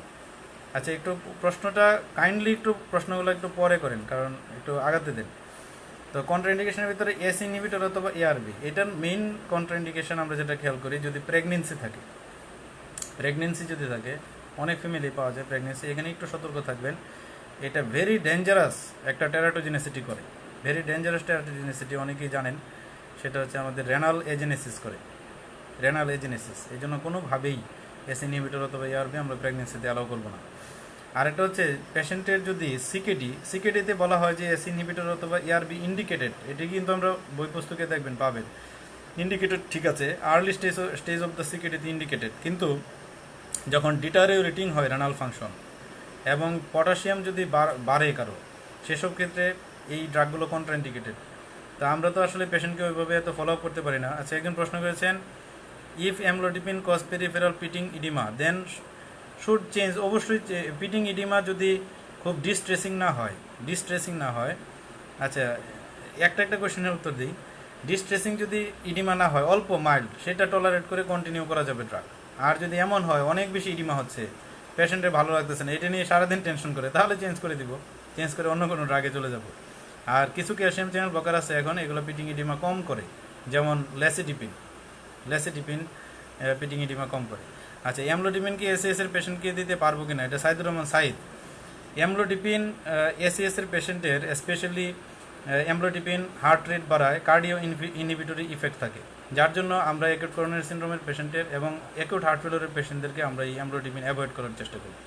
কারণ আমাদের হাতে অনেক ড্রাগ আছে এই অ্যাকিউট করোনারি সিনড্রোমে হাইপারটেনশন ম্যানেজমেন্টের, বিটা ব্লকার আছে আমাদের হাতে, এসি ইনহিবিটর আছে, এআরবি আছে, এগুলো আছে, নাইট্রোগ্লিসারিন। তো আমাদের প্রয়োজন নাই ক্যালসিয়াম চ্যানেল ব্লকারের দিকে যাওয়ার, না দেওয়াই ভালো। যে জিনিস না দেওয়া ভালো সেটাকে দেওয়া ঠিক হবে না। আচ্ছা, প্রেগনেন্সিতে বিটা ব্লকার সেফ কিনা, পলাশ হালদার কোশ্চেন করেছেন। প্রেগনেন্সিতে সব অ্যান্টি হাইপারটেনসিভ সেফ, মানে relatively safe, except AC inhibitor and ARB. একটা কথা মনে রাখলেই হয়, সব অ্যান্টি হাইপারটেনসিভই আপনি দিতে পারবেন চাইলে, কিন্তু ভালোর মধ্যে ভালো আছে না, ভালোর ভিতরে ভালো আছে। তাহলে সেই ভালোর ভিতরে ভালো হচ্ছে সেন্ট্রাল অ্যাক্টিং ড্রাগ, যেরকম আলফামিথাইল ডোপা, তারপর লেবিটালল, এই হাইড্রোলাজিন, এই ড্রাগগুলো হচ্ছে সবচেয়ে ভালো, মানে এদের কোনো ধরনের কোনো সাইড এফেক্ট কন্ট্রাইন্ডিকেশন কিছুই নাই। ওই ড্রাগগুলো আপনি প্রেগনেন্সিতে ফার্স্ট লাইন দেওয়ার চেষ্টা করবেন। যদি কন্ট্রোল না হয় অথবা কোনো ধরনের স্ট্রং কন্ট্রাইন্ডিকেশন আছে, তখন আপনি অন্য যে কোনো ড্রাগই দিতে পারবেন আদার দেন এসি ইনহিবিটর অর এআরবি। আমি মনে করি যে এই ব্যাপারে আপনার ক্লিয়ার। আচ্ছা, এরপরে তাহলে এসি ইনহিবিটর এআরবি আমরা এই দুইটা জিনিস খেয়াল রাখবো। এই যে অনেকে বলে ড্রাই কাফ হলে তারপরে আপনি বন্ধ করবেন, আগে থেকেই কাফওয়ালা মানুষকে এসি ইনহিবিটর বন্ধ করে দেওয়ার কোনো দরকার নেই। আগে থেকে একটা মানুষ অ্যাজমা সিওপিডি আছে, এটা তো তার অ্যাজমার কাফ, সিওপিডির কাফ। এসি ইনহিবিটর যদি ড্রাই কাফ করে সেটার জন্য আপনি পরে বন্ধ করবেন। আচ্ছা, একজন বলছে diabetic patient above 60 years, diastolic pressure বেশি 95, সিস্টোলিক নর্মাল রেঞ্জ, এআরবি হাইড্রোক্লোরথাইজাইড আছে, বাট ডায়াস্টোলিক স্টিল সেম। এই যে দেখেন, এখন কি করবেন আপনি? তো ওই যে তাহলে অ্যালগরিদমে আপনি নাই, আপনাকে তো বলে নাই ডায়াবেটিক পেশেন্টকে এসি ইনহিবিটর এআরবির সাথে ডায়াবেটিক্স শুরুতেই যুক্ত। আপনি ক্যালসিয়াম চ্যানেল ব্লকার দিয়ে ট্রাই করেন। ক্যালসিয়াম চ্যানেল ব্লকার যদি কাজ না করে তখন আপনি হয়তো বলতে পারেন যে তখন কি করব, ক্যালসিয়াম চ্যানেল ব্লকার যোগ করতে পারবেন, যোগ করে দিতে পারেন। ইভেন এস ইনহিবিটরের সাথে calcium channel blocker plus diabetics দিয়েও আপনি ট্রাই করতে পারেন, 3 ড্রাগসেও আপনি যেতে পারেন। আচ্ছা, অথবা 2 ড্রাগস দিয়ে চেষ্টা করেন, অথবা ডোজ বাড়ানোর চেষ্টা করেন। অনেক সময় আমরা ডোজ বাড়াই না, তো ডোজ বাড়িয়ে দেখারও চেষ্টা করেন, সাথে লাইফস্টাইল মডিফিকেশন করেন, হয়তো হবে। আচ্ছা, আমরা এটা পরে আলোচনা করছি, প্রবলেম বেসড কোয়েশ্চেনগুলো। এরপরে আমরা ক্যালসিয়াম চ্যানেল ব্লকার আমরা যেগুলো আমরা দেখবেন যে অনেক ধরনের ক্যালসিয়াম চ্যানেল ব্লকার আছে, সবগুলোর ইউজ আসলে একরকম না। এমলোডিপিনের ইউজ হচ্ছে অ্যান্টিহাইপারটেনসিভ, লেসিডিপিন অ্যান্টিহাইপারটেনসিভ, বাট আপনি ভেরাপামিল ইউজ করতেছেন, অ্যান্টিহাইপারটেনসিভ ইফেক্ট অল্প আছে, কিন্তু মেনলি ভেরাপামিল ইউজ করা হয় অ্যান্টিঅ্যারিথমিক হিসেবে, ডিলটিয়াজিয়াম ইউজ করা হয় আপনার অ্যান্টি ইস্কেমিক হিসেবে। তো এই জন্য আমরা, আচ্ছা, একজন বলেছেন sir moderate hypertensive patient antihypertensive drug নিয়ে অনেক দিন ধরে হাইপারটেনশন কন্ট্রোল আছে, সেক্ষেত্রে ড্রাগকে উইথড্র করা যাবে? এটা খুব ভালো কথা। এই ড্রাগ উইথড্র করা যাবে কিনা এটা নিয়ে লক্ষ লক্ষ মানুষের উপরে স্টাডি করা হয়েছে পৃথিবীতে, ড্রাগ উইথড্র করা যাবে কিনা। এটা ড্রাগের ডোজ কমাতে কমাতে উইথড্র করা যদিও পসিবল হয় অনেকের ক্ষেত্রে, ভেরি ভেরি মানে স্মল পার্সেন্টেজ অফ পপুলেশনে এই কাজটা করা যায়। এটা আসলে আমাদের করা মানে এই চেষ্টাটাই করা উচিত না যে এই ড্রাগ উইথড্র করবো কিনা। আরেকজন বলেছেন মৌসুমি স্যার আমার আব্বুর একবেলা অলমিসার্টান প্লাস হাইপেনেসার এর 220/110 থাকায় এখন 3 দিন থেকে 5/20। আচ্ছা, এটা আমি পরে বলছি যে কি করবেন, যে কোন লেভেলে ব্লাড প্রেশারের ম্যানেজমেন্ট দেওয়ার পরে কন্ট্রোল না হলে কী করবেন, আমি সব ক্লিয়ার করে দিচ্ছি, কি আশা করি কারোই কোনো প্রবলেম থাকবে না। তো এখন যেটা হচ্ছে যে তাহলে আমাদের ক্যালসিয়াম চ্যানেল ব্লকার তো সবগুলো অ্যান্টিহাইপারটেনসিভ না, আসলে এমলোডিপিন আমরা সবচেয়ে বেশি ইউজ করি। তো এই যদি হার্ট ফেলোর থাকে কারো, হার্ট ফেলোর, অ্যাকুট করোনারি সিনড্রোম, এগুলোতে আমরা ক্যালসিয়াম চ্যানেল ব্লকারটা অ্যাভয়েড করার চেষ্টা করবো। আর টাকিকার্ডিয়া এগুলোতে, কারণ এটা রিফ্লেক্স টাকিকার্ডিয়া করে। আচ্ছা, ডায়োরেটিক্স, থায়াজেড ডায়োরেটিক্সের ব্যাপারে, আচ্ছা কখন মর্নিং কখন নাইট এটা আমি বলতেছি। পলাশ হালদারের এটা একটা চমৎকার কোয়েশন আছে, আগেই বলে ফেলি। অ্যান্টিহাইপারটেনসিভ ড্রাগ যে আমরা দিব, এটা আমরা সিঙ্গেল ডোজ দিব নাকি ডিভাইডেড ডোজ দিব, মর্নিংয়ে নাকি নাইটে? আপনি উইথ ফিউ এক্সেপশনগুলো আমি বলছি, সেগুলো ছাড়া সব ক্ষেত্রেই অ্যান্টিহাইপারটেনসিভ ড্রাগ দিবেন in the night. Single dose antihypertensive drug should be given in the night. কারণ আপনি দেখেছেন যে নাইটের ব্লাড প্রেশার কত থাকা দরকার, কারণ নাইটের ব্লাড প্রেশার এতটাই কম থাকা দরকার, ফিজিওলজিক্যালি নর্মালি অনেক কম থাকা দরকার।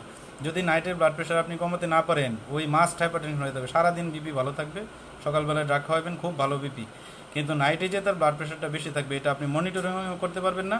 তার ক্রনিক এত কোয়েশ্চেন আসলে করবেন না, একটা আলোচনা শুনে শুনে কোয়েশ্চেন করবেন যে কোন স্টেজে আছি। হ্যাঁ, কোয়েশ্চেন এতগুলো বেশি করবেন না, এই একের পর এক কোয়েশ্চেন করবেন না, আলোচনা দেখে দেখে কোয়েশ্চেন করার জন্য অনুরোধ করছি। তাহলে এই নাইটের বিপিটা এতটা কম রাখতে হবে যে লেভেলে আপনার বডির নর্মাল ফিজিওলজি মেনটেন হবে।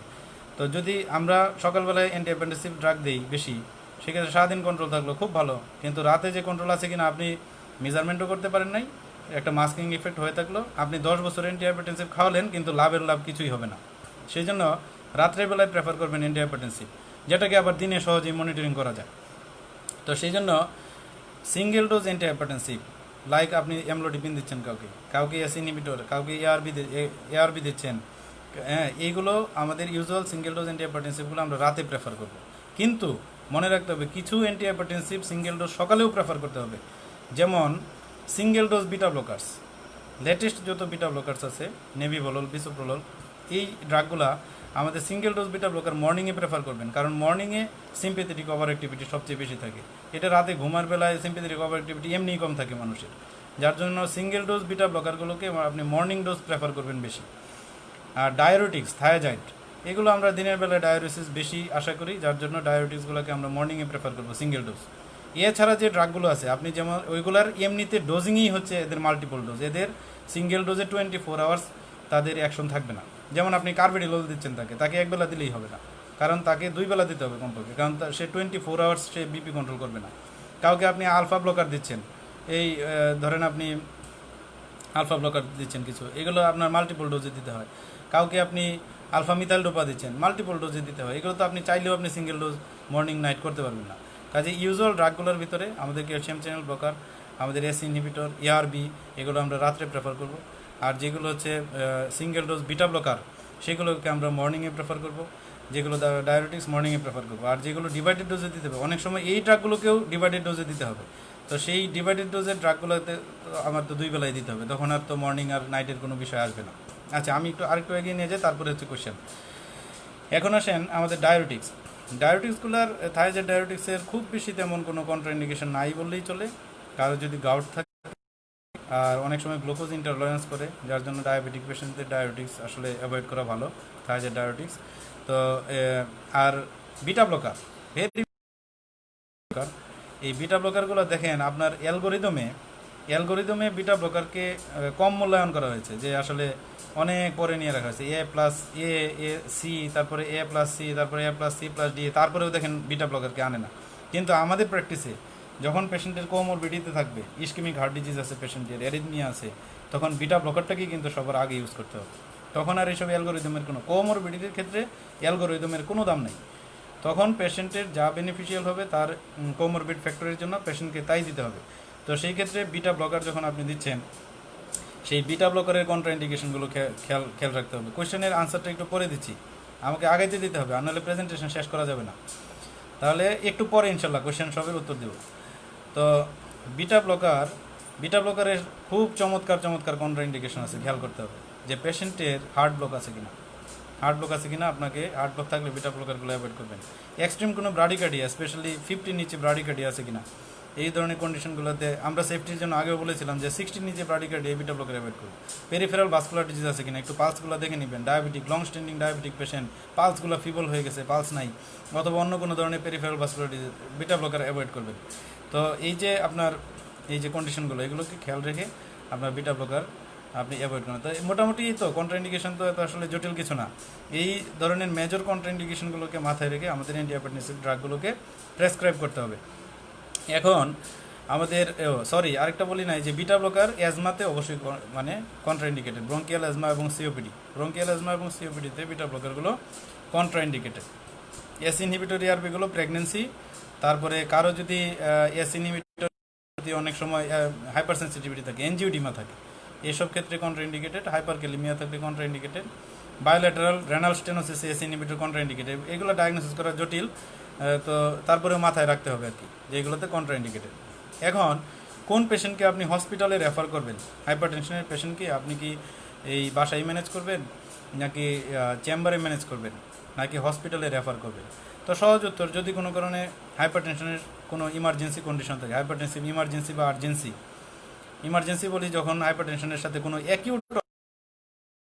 অ্যাকিউট অর্গান ড্যামেজ, হ্যাঁ, উইথ হাইপারটেনশন, এটাকে আমরা হাইপারটেনসিভ ইমার্জেন্সি বলি। যেমন স্ট্রোক হয়ে গেছে একটা পেশেন্টের, ইসকেমিক অথবা হিমোরেজিক স্ট্রোক, সাবঅ্যারাকনয়েড হিমোরেজ, তারপরে এনকেফালোপ্যাথি হয়ে গেছে একটা পেশেন্টের, অ্যাকিউট রেনাল ফেলিওর হয়েছে হাইপারটেনশনের সাথে, অ্যাকিউট এলভিএফ হয়েছে, এটাকে আমরা বলি hypertensive emergency. Acute retinal bleeding হচ্ছে, তাহলে এগুলোকে হাইপারটেনসিভ ইমার্জেন্সি বলি। আর ক্রনিক তো থাকেই, সেগুলোকে ইমার্জেন্সি বলি না। আর আর্জেন্সি মানে হচ্ছে সিভিয়ারলি রেজড হাইপারটেনশন, বাট এখনও এই ধরনের কোনো অ্যাকিউট অর্গান ড্যামেজ হয় নাই। তো এই ধরনের আর্জেন্সি বা ইমার্জেন্সি যাই থাকুক, এগুলোকে আমরা হসপিটাল ম্যানেজমেন্ট করবো, এবং প্রেফারেবলি ইন দ্য আইসিইউ সিটিংয়ে কেয়ার করবো। আমাদের তো আইসিইউ এত অ্যাভেলেবল না সারা দেশে, যার জন্য আমরা যে কোনো একটা ওয়ার্ডে ফেলে রেখে পেশেন্টকে ম্যানেজ করি। কিন্তু আইডিয়ালি এইসব পেশেন্টের, আচ্ছা, একজন বলেছেন যে অ্যাজমাতে সিলেক্টিভ বিটা ব্লকার দেওয়া যাবে কি না। এই যে এত কোয়েশ্চেন যে আপনারা মনের মধ্যে তৈরি করেন, আপনি অ্যাভয়েডই করবেন, এত দেওয়ার দরকার কি পড়েছে আপনাকে? আমি বললাম দেওয়া যাবে, কোনো সমস্যা নাই সিলেক্টিভ বিটা ব্লকার, কিন্তু কেন দিবেন আপনি? আপনার কি হাতে আর কোনো অপশন নাই? আপনার হাতে এত অ্যান্টিহাইপারটেনসিভ পৃথিবীর মানুষ আপনাকে স্টাডি করে গবেষণা করে হাতে ধরিয়ে দিয়েছে, আপনাকে এই বিটা ব্লকারটার পিছনে কেন লেগে থাকতে হবে? এই জন্য স্ট্রং যদি ইন্ডিকেশন থাকে যে বিটা ব্লকার দিতেই হবে, না দিলে পেশেন্টের চলবে না, পেশেন্টের জীবনকে আপনি বাঁচাতে পারবেন না, ক্ষতি হবে, সেই ক্ষেত্রে দিতে চাইলেও অ্যাজমার প্রেজেন্সে আপনি সিলেক্টিভ বিটা ব্লকার দিবেন। যেমন আপনাকে সহজে বলে দিই, যেমন একটা পেশেন্টের লাইফ থ্রেটেনিং একটা অ্যারিথমিয়া চলতেছে, পেশেন্টের এয়ারটেল ফিব্রিলেশন আছে, পেশেন্টের আপনার আছে আপনার ইসকেমিক হার্ট ডিজিজ, মানে আপনাকে বিটা ব্লকারটা তার জন্য ভেরি মাচ এসেনশিয়াল, হ্যাঁ, বা ক্রনিক হার্ট ফেলিওর, তার হার্ট রেট কমাইতে হবে, বিটা ব্লকারটা ভেরি মাচ এসেনশিয়াল, না দিলে চলতেছে না, তখন অ্যাজমাকে বাইপাস করে, মানে রিস্ক বেনিফিট চিন্তা করে, তখন আপনি সিলেক্টিভ বিটা ব্লকারে চলে আসবেন। তার মানে এটা স্পষ্ট ক্লিয়ার, মানে আমি অ্যাজমাতে তখনই সিলেক্টিভ বিটা ব্লকার দিব যখন আমার কাছে এই বিটা ব্লকারটা ভেরি মাচ এসেনশিয়াল, না দিলেই নয়, এই ধরনের কন্ডিশনে আমি দিব সিলেক্টিভ ব্লকার। আর আমার কাছে যদি এই ধরনের কোনো কন্ডিশন না থাকে, তাহলে আমি দিব না। আমার কাছে তো অনেক বিকল্প অপশন আছে, সেই বিকল্প অপশনগুলোতে আমরা চলে যাব। আচ্ছা, তাহলে পেশেন্টের যদি অ্যাকিউট ইমার্জেন্সি থাকে আমরা ইয়ে করবো। আর মডারেট টু সিভিয়ার হাইপারটেনশন যদি থাকে কারো, স্পেশালি আপনি যদি সেকেন্ডারি কোনো কজ ইভালুয়েট করতে চান, যেটা আপনার চেম্বারে পসিবল না এতে, তাহলেও পেশেন্টকে হসপিটালে অ্যাডমিট করে পেশেন্টকে আপনি ইভালুয়েশনের জন্য আপনি করতে পারেন। তাহলে অ্যাকিউট কোনো ইমার্জেন্সি অথবা সেকেন্ডারি হাইপারটেনশন ইভালুয়েশন এই ধরনের কোনো কারণ থাকলে পেশেন্টকে আপনি হসপিটালে অ্যাডমিশন করবেন। একজন বলেছেন রেনাল ইম্পেয়ারমেন্টের পেশেন্টদের কোনো ড্রাগ বেস্ট এসি ইনহিবিটর কখন অ্যাভয়েড করব। সাইদুর রহমান সাইদ, সেটা হচ্ছে রেনাল ইম্পেয়ারমেন্ট পেশেন্টের বলা হয় যে ইনিশিয়াল স্টেজে এসি ইনহিবিটর অথবা ARB is the drug of choice, কারণ তারা হচ্ছে আপনার ওই ফার্দার রেনাল ইম্পেয়ারমেন্টকে আপনার প্রিভেন্ট করবে। কিন্তু ডিটারিওরেটিং রেনাল ফাংশন, এটাকে আমরা বলি যে বেজলাইন যে তার রেনাল সিরাম ক্রিয়েটিনিন থাকে, এখান থেকে কোনো কারণে যদি 25% ইনক্রিজ হয় follow up renal creatinine, serum creatinine, এসব কন্ডিশনে, অথবা পেশেন্টের হাইপার ক্যালিমিয়া ডেভেলপ করে, এসব কন্ডিশনে আমরা এসি ইনহিবিটর এআরবি দিব না। এখন আমাদের দেশে প্রবলেম হচ্ছে আপনি কখন বুঝবেন একটা রোগী ডিটারিওরেটিং হচ্ছে কিনা? আপনি তো ড্রাগ দিয়ে ছেড়ে দিয়েছেন, সে তো আবার কবে ফলো আপ করে কবে ইনভেস্টিগেট করে তার কোনো ঠিক নাই। এই জন্য আমরা আসলে অ্যাভয়েড করি এসব সিচুয়েশন। মানে একদম রেনাল ইম্পেয়ারমেন্ট যদি থাকে সাধারণত আমরা অন্য ড্রাগ দিয়ে ম্যানেজ করার চেষ্টা করি, কারণ ফলো আপ করাটা সহজ হয় না। আর যদি কাউকে ভালো করে ফলো আপ করতে পারেন, যে মান্থলি ফলো আপে আসলো, ইনভেস্টিগেট করলো, টাকা পয়সার সমস্যা নাই, হ্যাঁ, তো তাদেরকে আপনি ফলো আপ করে করে এসি ইনহিবিটর এআরবি কন্টিনিউ করতে পারবেন, কোনো প্রবলেম নাই। আচ্ছা, তাহলে বেসলাইন ক্রিয়েটিনিনের চেয়ে যদি 25% ইনক্রিজ করে কোনো কারণে, তাহলে আমরা ড্রাগ স্টপ করে দেব। আচ্ছা, এখন আসেন, এখন স্পেশাল সিচুয়েশনে আমরা কী কী অ্যান্টি হাইপারটেনসিভ ড্রাগ প্রেফার করব। স্পেশাল সিচুয়েশনগুলোতে আমাদের স্পেশাল ড্রাগ কী হবে, তখন আর ওই যে অ্যালগোরিদম দেখানো হয়েছে এএসসি এ+সি+সি+ডি, এসব আমরা আর এইসব অ্যালগোরিদমের ধারে কাছেও যাব না। ওই স্পেশাল সিচুয়েশনের জন্য যে ড্রাগটা তার জন্য বেনিফিশিয়াল, যে ড্রাগটা তার জন্য সেফ, সেই ড্রাগে আমরা চলে যাব। যেমন এখন আসেন ইস্কেমিক হার্ট ডিজিজে আমাদের drug of choice ischemic heart disease, MI, acute MI, unstable angina, chronic stable angina, যাই হোক, ইস্কেমিক হার্ট ডিজিজ যদি পেশেন্টের থাকে, আমাদের drug of choice to manage hypertension আর the beta blockers, ACE inhibitor, ARB. এদের আপনার প্রগনোস্টিক ভ্যালু আছে, এরা কার্ডিয়াক রিমডেলিং প্রিভেন্ট করে, এরা হচ্ছে আপনার কার্ডিয়াক এরিথমিয়া প্রিভেন্ট করে, সাডেন কার্ডিয়াক ডেথ প্রিভেন্ট করে। আচ্ছা, একজন বলেছেন স্যার অনেক সময় আনকনসিয়াস পেশেন্ট ওয়ার্ডে ভর্তি হয় যাদের বিপি 200/110 থাকে, তখন পেশেন্ট আনকনসিয়াস থাকায় আইভি মুক্তমুখ দিব কিনা, এটা আলোচনায় আছে, আমার একটু পরে আলোচনা করবো। Hypertensive encephalopathy, how to manage very severe hypertension with hemorrhagic stroke, with ischemic stroke, how to manage, with acute LVF, how to manage, একটু পরে আমাকে আলোচনার সুযোগ দিলে আমি তাড়াতাড়ি ওই আলোচনায় চলে যেতে পারবো। তাহলে ইস্কেমিক হার্ট ডিজিজে আমাদের drug of choice to manage the hypertension, beta blocker and AC inhibitor ARB, তখন আমরা ওই অ্যালগোরিদমে যাব না, আমরা শুরুতেই ওই কম্বিনেশন অফ ড্রাগ যদি পেশেন্ট টলারেট করতে পারে, এই কম্বিনেশন দিয়ে শুরু করে দিব, এসি ইনহিবিটর অথবা এআরবি সাথে বিটা ব্লকার। ডায়াবেটিস মেলাইটাসে আমরা শুরুতেই প্রেফার করব আমরা এসি ইনহিবিটর অথবা এআরবি। একজন প্রশ্ন করেছেন 48 years female diabetic neuropathy with sinus tachycardia, diabetic neuropathy আছে, সাইনাস টাকিকার্ডিয়া, এক্ষেত্রে কি টাকিকার্ডিয়ার জন্য বিটা ব্লকার অবশ্যই দেওয়া যাবে। বিটা ব্লকার ওই যে সবসময় আপনাদের পড়ানো হয় ডায়াবেটিক রোগীদের বিটা ব্লকার দেওয়া ভালো না, কারণ তারা হাইপোগ্লাইসেমিক ইফেক্টকে মাস্কিং করবে। এইগুলো রিলেটিভ কন্ট্রাইন্ডিকেশন, এগুলো অ্যাবসলিউট কিছু না। হ্যাঁ, ডায়াবেটিক পেশেন্টের যদি বিটা ব্লকার দিতে চান ভালো, বিটা ব্লকার দিতে পারবেন, কোনো প্রবলেম নেই, সতর্কতার সাথে আর কি। মানে ওই যে বললাম যে দেওয়ার প্রয়োজন হইলে দিতে হবে আপনাকে, আর দেওয়ার প্রয়োজন না হলে অ্যাভয়েড করবেন, অন্য কোনো ড্রাগ দেওয়া যায় কিনা সেটা চেষ্টা করবেন। আর যদি একদম প্রয়োজন হয় দিতে পারবেন, ওইটা হচ্ছে রিলেটিভ কন্ট্রাইন্ডিকেশন, যে মাস্কিং ইফেক্ট অফ হাইপোগ্লাইসেমিয়া। আচ্ছা, হার্ট ফেলারের পেশেন্টকে আপনাকে তার কার্ডিয়াক রিমডেলিং প্রিভেন্ট করার জন্য, ফার্দার প্রগ্রেশন অফ হার্ট ফেলার প্রিভেন্ট করার জন্য আপনার ড্রাগ অফ চয়েস হচ্ছে তিনটা হাইপারটেনশন কন্ট্রোল করার জন্য, একটা এসি ইনহিবিটর অথবা এআরবি, বিটা ব্লকার্স অ্যান্ড হচ্ছে ডায়োরিটিক্স, যেটা তার হার্ট ফেলারের জন্য বেনিফিশিয়াল হবে এবং রিমডেলিংও প্রিভেন্ট করবে। এই বিটা ব্লকারের ক্ষেত্রে খেয়াল রাখবেন, এখানে হার্ট ফেলারের chronic heart failure, acute heart ফেলারের বিটা ব্লকার আমরা অ্যাভয়েড করব। অ্যাকিউট আমরা NYHA স্টেজিং আমরা সবাই জানি, এই NYHA স্টেজিংয়ের ভিতরে স্টেজ 3-4 যদি থাকে কারো, তার মানে রেস্টেই তার ব্রেথলেসনেস হচ্ছে, হ্যাঁ, সেসব ক্ষেত্রে বিটা অ্যাভয়েড করার চেষ্টা করব। যখন কন্ট্রোল হবে তখন আমরা বিটা ব্লকার দিব, ক্রনিক হার্ট ফেলারের ক্ষেত্রে দিব। তো সেই ক্ষেত্রে বিটার চেয়ে combined alpha and beta blockers are the more beneficial, যেমন কার্বিডিলন। কারণ হচ্ছে বিটাগুলো শুধু কার্ডিও ইনহিবিটরি ইফেক্ট করে, ভেসেলের উপরে তেমন কোনো ইফেক্ট নাই। বাট আলফা ব্লকিং ইফেক্ট যদি থাকে সেটা হচ্ছে ভ্যাসোডাইলেটিং ইফেক্ট আছে। এই ভ্যাসোডাইলেটেশন করতে পারলে কার্ডিয়াক লোড কমে যাবে আপনার। কার্ডিয়াক লোড কমে গেলে মানে মায়োকার্ডিয়ামের উপর প্রেশার কমে যাবে, তখন আপনার রিমডেলিং কম হবে, অ্যারিথমিয়া কম হবে। সেই জন্য আমরা কার্বিডিলোল করবো হার্ট ফেলিওরের পেশেন্টদের। আচ্ছা, একজন বলেছেন স্যার ইয়াং পেশেন্ট 25 বছর বয়স, 160/90 মিলিমিটার মার্কারি থাকে, ECG, blood sugar, serum creatinine, lipid profile সব রিপোর্টই নর্মাল। এই ক্ষেত্রে ট্রিটমেন্ট অ্যাপ্রোচটা কেমন হবে? খুব সুন্দর ট্রিটমেন্ট অ্যাপ্রোচ, আগেই বলা হয়েছে। সে একটা মাইল্ড হাইপারটেনসিভ পেশেন্ট। এই মাইল্ড হাইপারটেনসিভ পেশেন্ট আদৌ কি হাইপারটেনসিভ কিনা আপনি চাইলে বিপিএম করে কনফার্ম করে নিতে পারেন, অথবা তাকে 4 to 6 মান্থস ফলো আপ করতে পারেন। 4 থেকে 6 মাস ফলো আপ করে আসলেই যদি তার এটা এরকম সাস্টেন, কেন এত সময় দিচ্ছি ফলো আপের জন্য এটাও বলে নেই। একটা মানুষের কোনো ধরনের কোনো কমরবিডিটি নাই, এই 160/90 মিলিমিটার মার্কারি তাকে chronic hyper tension mediated organ damage যদি করতে চায় তাহলে 10 থেকে 15 বছর সময় লাগবে। সেই ক্ষেত্রে 2-3 মাস ওয়েট করা আপনার কোনো প্রবলেম না। এই রোগীদের হঠাৎ করে তার হাইপারটেনসিভ ইমার্জেন্সি হয়ে যাবে না, আর্জেন্সি হয়ে যাবে না, কারণ সেকেন্ডারি কোনো কজ নাই। তাকে আপনি সময় নেন, 4 থেকে 6 মাস সময় নেন, সময় নিয়ে লাইফস্টাইল মডিফিকেশন করেন। তারপরেও যদি দেখেন যে এরকম পারসিস্টেন্ট ডিজিজ, তাহলে চমৎকার আপনি এসি ইনহিবিটর বা এআরবিতে চলে যাবেন। যেহেতু ব্ল্যাক পিপল, আপনি ক্যালসিয়াম চ্যানেল ব্লকারেও চলে যেতে পারেন, কোনো সমস্যা নেই। তারপরে ওই অ্যালগোরিদম অনুযায়ী ম্যানেজ করতে থাকবেন। ভেরি সিম্পল, মানে সাহসের সাথে শুধু শুরু করতে হবে। ব্রঙ্কিয়াল অ্যাজমা এবং সিওপিডি যদি থাকে তাহলে আমরা বিটা ব্লকার অ্যাভয়েড করবো, আর বাকি যে কোনো ড্রাগ দিয়ে তাকে ম্যানেজ করতে পারবো। সিকেডি যদি কারো থাকে, সিকেডি, তাহলে আমরা এই প্রোগ্রেসিভলি ডিটারিওরেটিং রেনাল ফাংশন যদি থাকে, হাইপারক্যালেমিয়া যদি থাকে, এসি ইনহিবিটর অথবা এআরবি অ্যাভয়েড করবো। আর তা নাহলে আমরা সব ড্রাগই আমরা সিকেডি দিয়ে দিতে পারবো।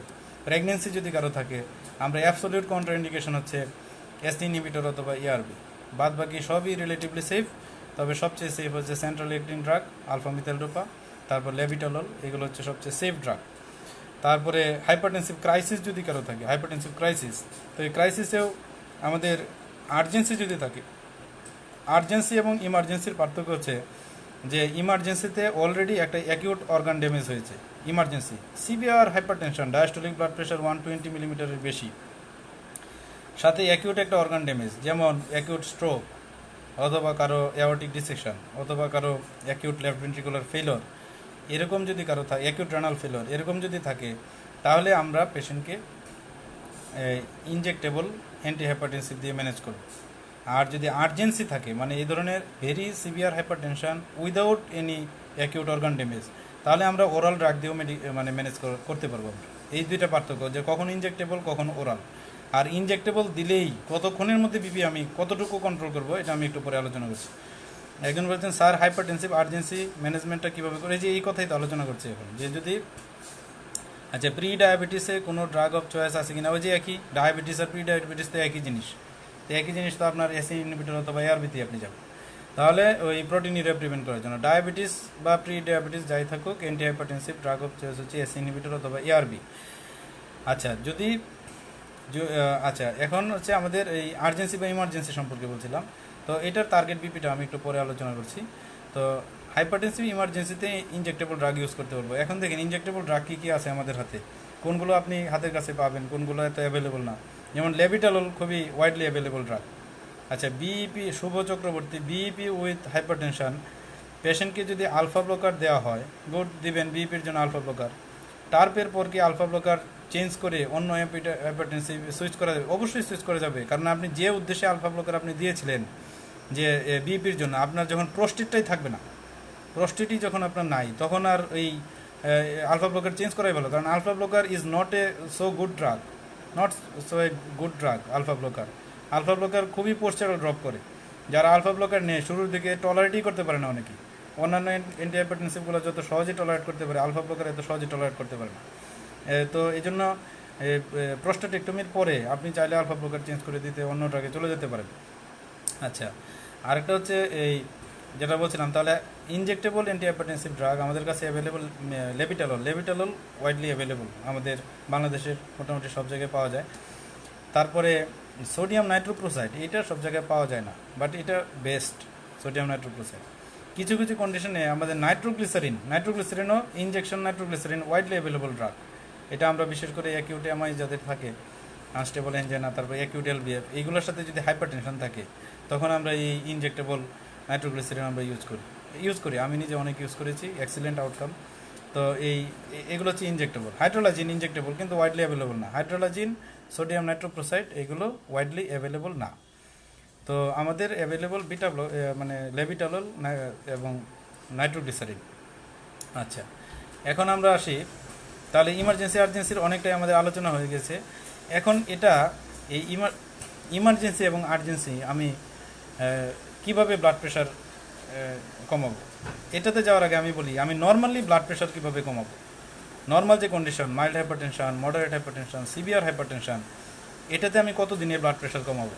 এটা তো সবচেয়ে বড় কোয়েশ্চেন, যে আমি একটা সিভিয়ার হাইপারটেনশনের পেশেন্টকে combination of anti hypertensive drug দিলাম, আমি কত দিনে আশা করব যে তার ব্লাড প্রেশারটাকে কন্ট্রোল করতে পারবো।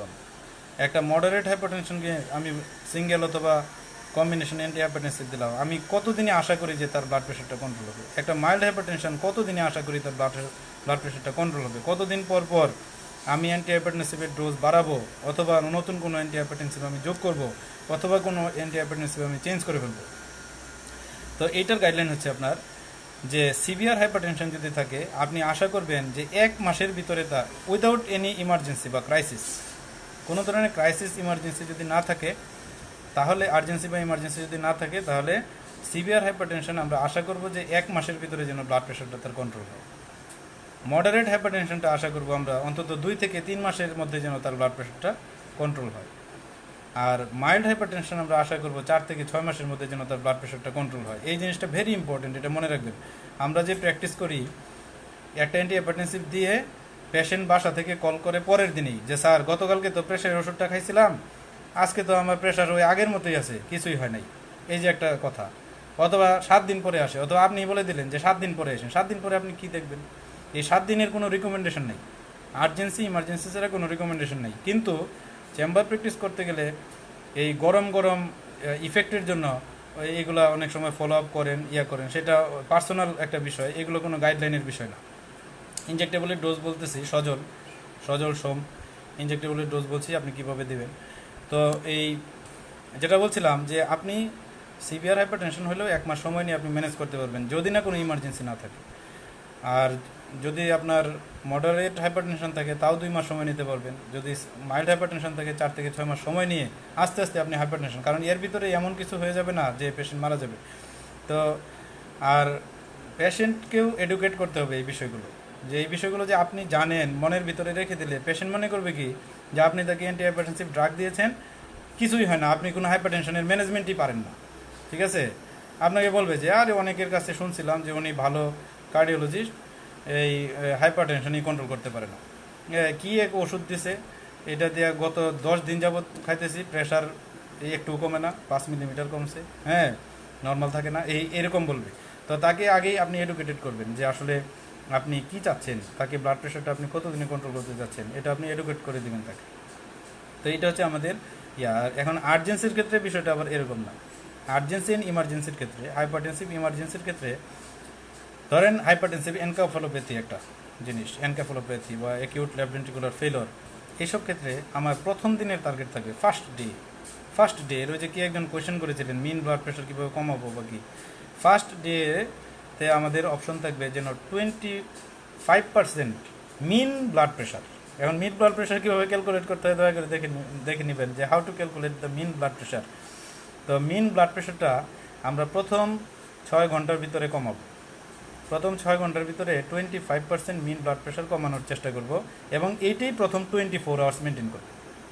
একদম ক্লিয়ার কথা যে ফার্স্ট 6 আওয়ার্সের ভিতরে আমরা 25% মিন আর্টারিয়াল প্রেশার কমাবো তাকে ইনজেক্টেবল ড্রাগ দিয়ে। তাহলে কি করতে হবে আপনাকে? ইনজেক্টেবল ড্রাগ শুরু করে দিয়ে বসে থাকলে হবে না, ইনজেক্টেবল ড্রাগটা দিবেন, আর একটু পরে পরে তাকে আপনি মনিটরিং করবেন, বিপি দেখবেন, কিছুক্ষণ পর পর তাকে বিপি দেখবেন যে আপনার টার্গেট এটা আসছে কিনা। প্রয়োজনে তখন ড্রাগের ডোজ টাইট্রেট করবেন, আপনি কমাবেন বা বাড়াবেন।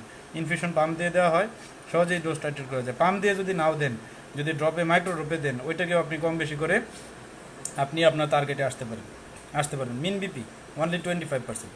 এরপরে 24 ঘন্টা পরে তারপরে আপনি আস্তে আস্তে আরও স্লোলি গ্রাজুয়াল রিডাকশন করে 2 থেকে 3 দিনে, হ্যাঁ 48 to 70 2 আওয়ার্সের ভিতরে, তখন আপনি চেষ্টা করবেন যে মোটামুটি যেন আমাদের নর্মাল ব্লাড প্রেশার কাছাকাছি চলে আসে 140 এবং 150 মিলিমিটার সিস্টোলিক এবং ডায়াস্টোলিক 90 মিলিমিটারের কাছাকাছি যেন চলে আসে।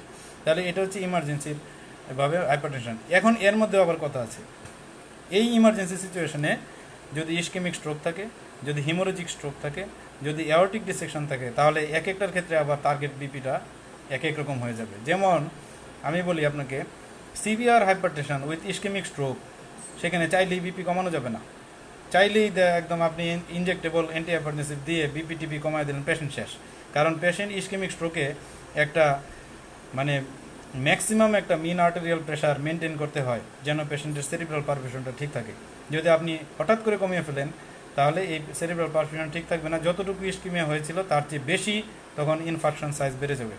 এই জন্য বলা হয় যে ইসকেমিক হার্ট ডিজিজে সিস্টোলিক ব্লাড প্রেশার যদি 220, দেখেন কতটুকু বড় কথা, 220 millimeter systolic blood pressure, diastolic blood pressure যদি 180 মিলিমিটার, 180 মিলিমিটার এরকমের বেশি, মানে ভেরি সিভিয়ার যদি না হয়, তাহলে না সিস্টোলিক 220 আর ডায়াস্টোলিক ব্লাড প্রেশার 110 বা 120 মিলিমিটার, এর চেয়ে বেশি না হলে তাকে অ্যাকিউটলি ইনজেক্টেবল ড্রাগ দিয়ে ব্লাড প্রেশার কমানোর কোনো প্রয়োজন নেই।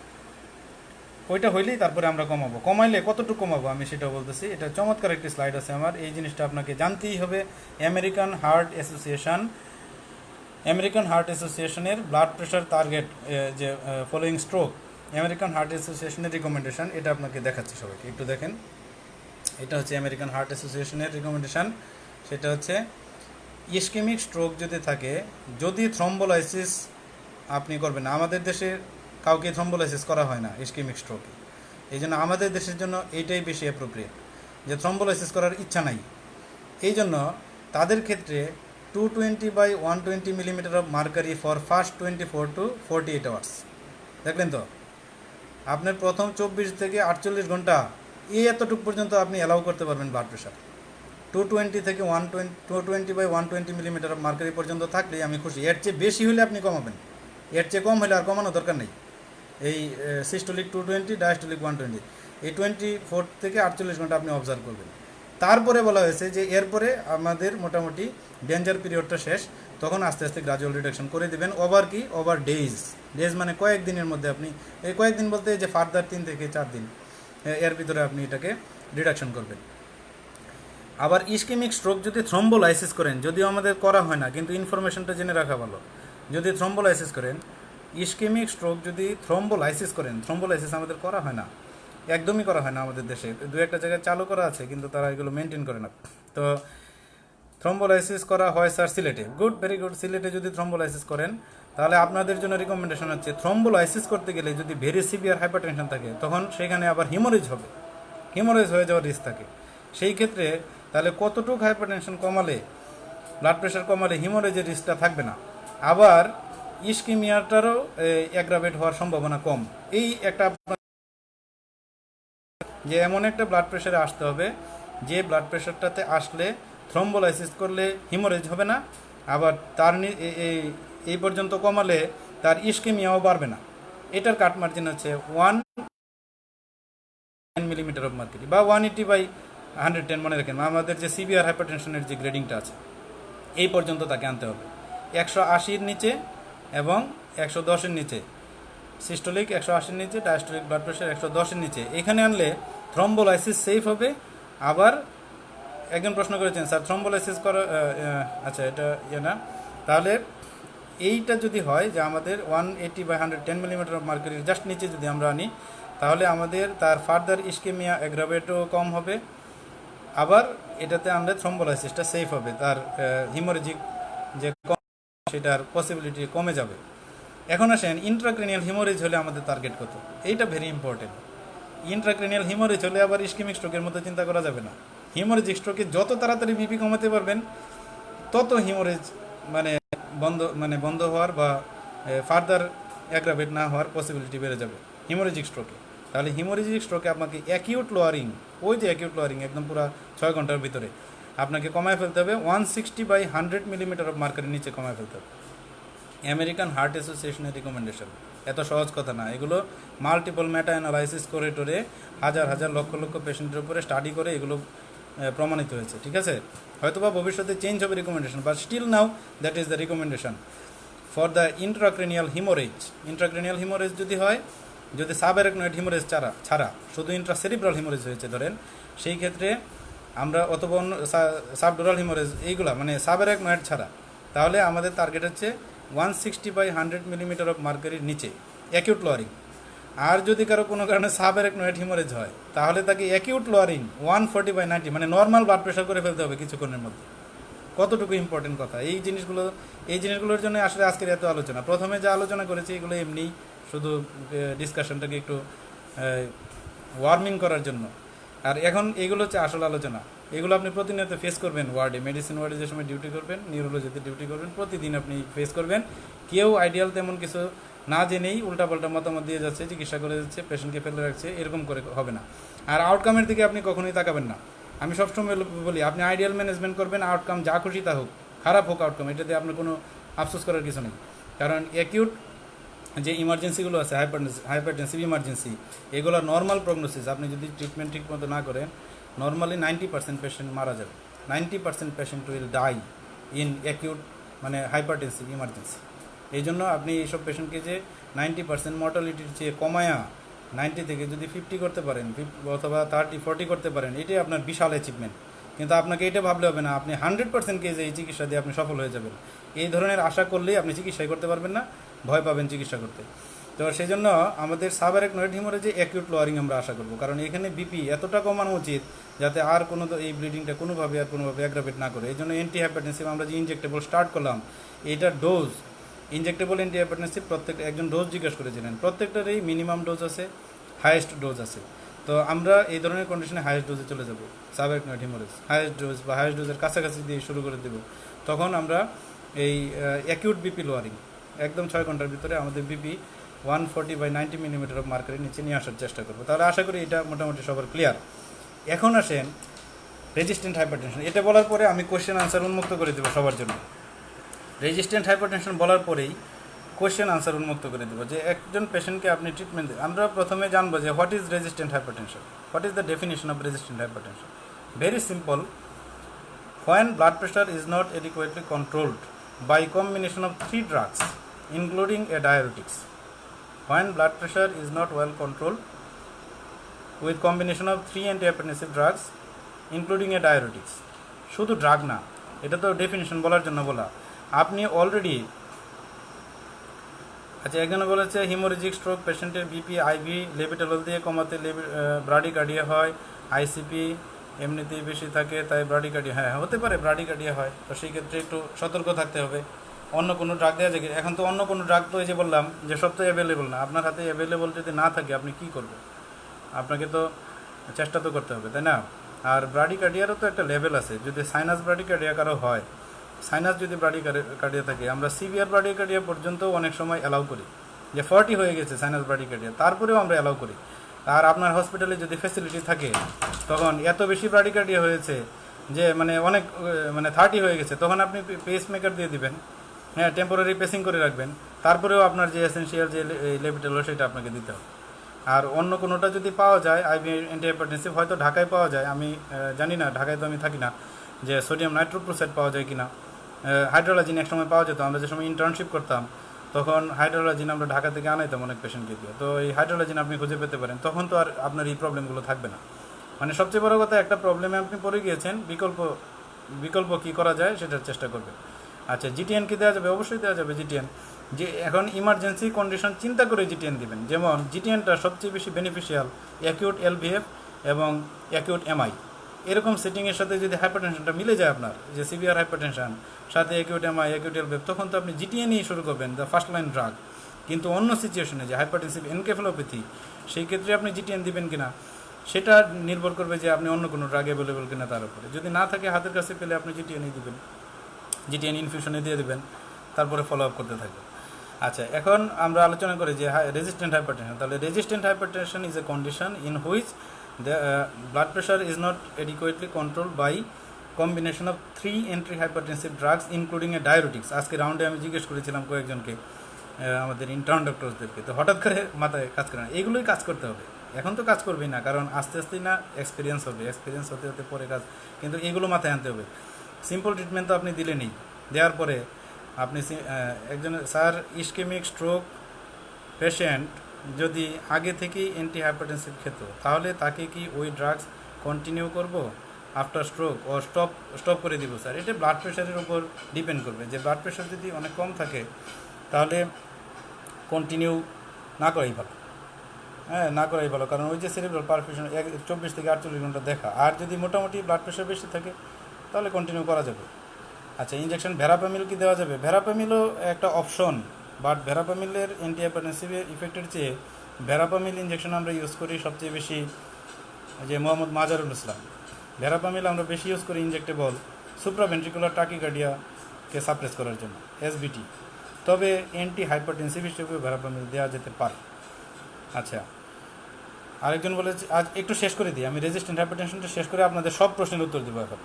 তো রেজিস্ট্যান্ট হাইপারটেনশন হচ্ছে 3 ড্রাগস ইনক্লুডিং এ ডায়াবেটিক্স। আপনি অন্য কম্বিনেশন যাই দেন, ডায়াবেটিক্স আছে এরকম একটা কম্বিনেশনে 3টা ড্রাগ ইউজ করছেন, এরপরেও যদি পেশেন্টের ব্লাড প্রেশার কন্ট্রোল না হয়, এটা খুব কমনলি পাওয়া যায় আমাদের, এটাকে বলে আমরা রেজিস্ট্যান্ট হাইপারটেনশন। তো শুধু ড্রাগ না, এক্ষেত্রে পাশাপাশি লাইফস্টাইল ওয়েল কন্ট্রোল করার পরেও 3 ড্রাগস কম্বিনেশনের পরেও যদি কন্ট্রোল না হয়, তাহলে সেটাকে আমরা বলি রেজিস্ট্যান্ট হাইপারটেনশন। তো রেজিস্ট্যান্ট হাইপারটেনশনের ম্যানেজমেন্ট আমরা কীভাবে করব, এটার অ্যালগোরিদম একটা দিয়েছি, আপনারা পরে এটা দেখে নেবেন, আমি আপলোড করে দেবো একটু পরেই। তো সেই অ্যালগোরিদমের যে রেজিস্ট্যান্ট হাইপারটেনশন আপনি কীভাবে ম্যানেজ করবেন, ম্যানেজ করার শুরুতেই আপনাকে এটা কি ট্রু রেজিস্ট্যান্স নাকি সিউডো রেজিস্ট্যান্স, এটা আপনাকে দেখে নিতে হবে। সিউডো রেজিস্ট্যান্স মানে হচ্ছে এই সেটা অন্য একটা বিষয়। আর ট্রু রেজিস্ট্যান্স যদি হয়েও থাকে, তখন আপনি শুরুতে তাকে আবার রিভিউ করবেন সব কিছু, যে লাইফস্টাইল কি সত্যি সত্যি সে মডিফিকেশন করছে কিনা, সে সল্ট ইনটেক কমাইছে কিনা, নাকি সেই সল্ট খাচ্ছে। আমাদের দেশে অনেক মানুষের একটা অভ্যাস, লবণ ছাড়া খাবার শুরুই করতে পারে না। তো এই লবণ ছাড়া যে খাবার শুরু করতে পারে না, এটা তো একটা অভ্যাস মাত্র আসলে। এটা আমি তো লবণ ছাড়া খাই সবসময়, লবণ তো খাই না। তো এই মানে এক্সট্রা সল্ট কখনো নিই না, তো এটা একটা অভ্যাস। তো এই সে সল্ট ইনটেক করে কিনা দেখতে হবে, সে স্মোকিংটা ছেড়ে দিয়েছে কিনা। অনেকেই বলে কি যে স্যার স্মোকিং ছেড়ে দিয়েছি, পরে জিজ্ঞেস করুন কবে ছাড়ছেন, বলে স্যার এই যে গতকাল থেকেই খায় না। তো এই যে একটা কথা সব সময় দেখবেন এরকম, যে একটা এমআই হয়েছে অমুক হয়েছে, যদি বলেন যে চাচা কতদিন যাবত সিগারেট খান, খাইছি 20-30 বছর, এখন আর খাই না। তো কতদিন যাবত খান না, কই যে গত সপ্তাহ থেকে আর খাই না। তো এই যে গত সপ্তাহ থেকে খাওয়া একদিনে, এগুলোকে আর ছাড়া বলে না। তো এগুলোরও ডেফিনিশন আছে, ইন্টারন্যাশনাল স্ট্যান্ডার্ড ডেফিনিশন আছে, যে কখন এটাকে ছাড়া বলা যাবে। তো এই জিনিসগুলো, স্মোকিং সে অ্যাভয়েড করে কিনা, সে খাবার দাবার কন্ট্রোল করে কিনা। সারা জীবন তো খাই, কিন্তু এই অল্প শেষ বয়সের কিছু জীবন যে একটু কন্ট্রোল করবে, এটা কেউ কন্ট্রোল করতে চায় না। তো এটা কন্ট্রোল করে কিনা, weight reduction, sedentary lifestyle avoid করে, এগুলোকে আবার সঠিকভাবে রিভিউ করতে হবে রেজিস্ট্যান্ট হাইপারটেনশনের ক্ষেত্রে। রিভিউ করার পরে তারপরে যে 3টা ড্রাগ আপনি দিয়েছিলেন, সেই 3টা ড্রাগকে আবার রিভিউ করতে হবে। এই 3টা ড্রাগ অপটিমাম ডোজে সে পেয়েছে কিনা, ডোজ বাড়ানো যায় কিনা, অথবা 3টা তো গ্রুপস অফ ড্রাগ ইউজ করেছেন আপনি, সেই গ্রুপের মধ্যে আবার ড্রাগ চেঞ্জ করা যায় কিনা। সিম্পলি আপনাকে বলি, আপনি এনজিওটেনসিন রিসিপ্টর ব্লকার দিয়েছিলেন, এআরবি দিয়েছেন আপনি লোসার্টান। তো লোসার্টান, এআরবি তো আরও আছে, আপনার অলমিসার্টান আছে, টেলমিসার্টান আছে, এসি ইনহিবিটর অনেক ধরনের আছে না, রেমিপ্রিল, ক্যাপটোপ্রিল, এনারাপ্রিল, কত কিছু আছে। তারপরে আপনার বিটা ব্লকার, অনেক কিছু আছে। আপনি তো গ্রুপ চিন্তা করতেছেন, তো গ্রুপ চেঞ্জ করে দেওয়া যায় কিনা, একটার পরিবর্তে আরেকটা বেনিফিশিয়াল হয় কিনা, এইভাবে আপনার 3টা ড্রাগের মধ্যে আবার চেষ্টা করতে হবে তাকে।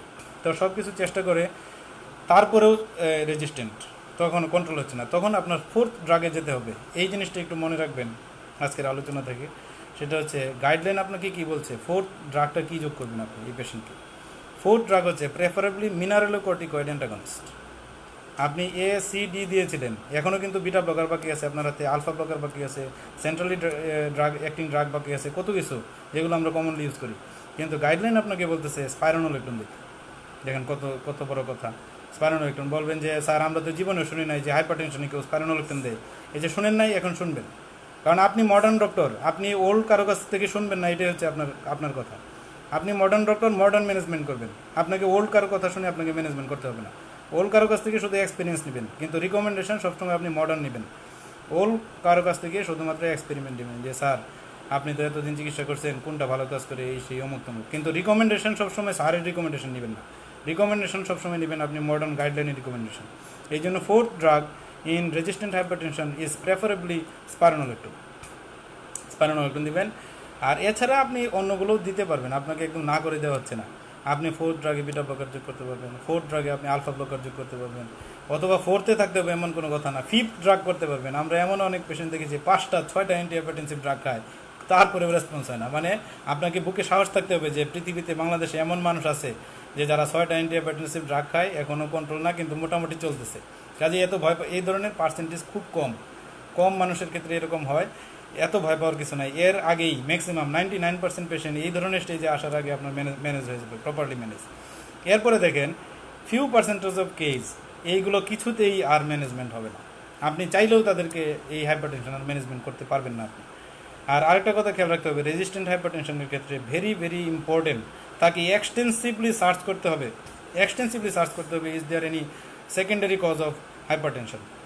সেকেন্ডারি কজ যদি একটাও খুঁজে বের করা যায়, এটাকে যদি আপনি ট্রিট করতে, তার ব্লাড প্রেশার খুব সহজেই ড্রাগ দিয়ে কন্ট্রোল হয়ে যাবে। এই জন্য সেকেন্ডারি কজ, আমরা এগুলো আজকের আলোচনার টপিক না, সেকেন্ডারি কজ যদি আপনি ম্যানেজ করতে পারেন, আমি একটু পরে দিচ্ছি, সেকেন্ডারি ম্যানেজ করতে হবে। তারপরেও দেখবেন যে কিছু মানুষের এই ব্লাড প্রেশার কন্ট্রোল হচ্ছে না, রেজিস্ট্যান্ট হাইপারটেনশনের ম্যানেজমেন্ট দেওয়ার পরেও, তখন আমাদের কিছু থেরাপি আছে।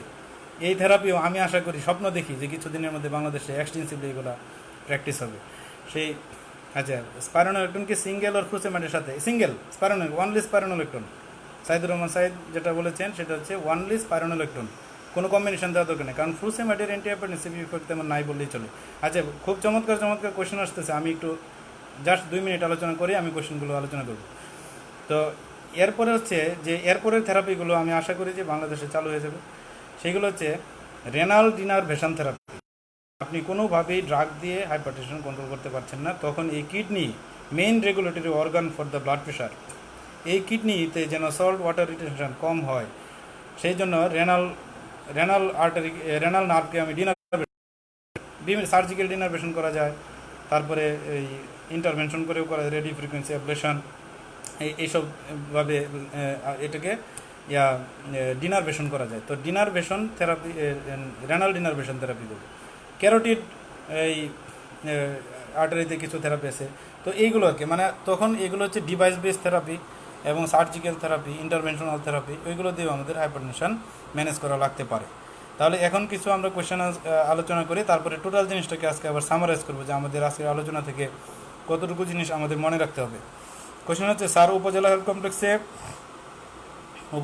কমপ্লেক্স দিয়ে আউটডোরে যায়, 1 মাস ক্যালসিয়াম চ্যানেল ব্লকার সাপ্লাই দেয়, আবার দেখা যায় পরের মাসে এআরবি সাপ্লাই দেয়, এখন পেশেন্টদেরকে এভাবে অল্টারনেট করে দেওয়া হয়। খুবই চমৎকার প্রশ্ন। আমি যে সময় কনসালটেন্ট হিসেবে উপজেলায় ছিলাম, আমাকেও এই প্রবলেম ফেস করতে হয়েছে।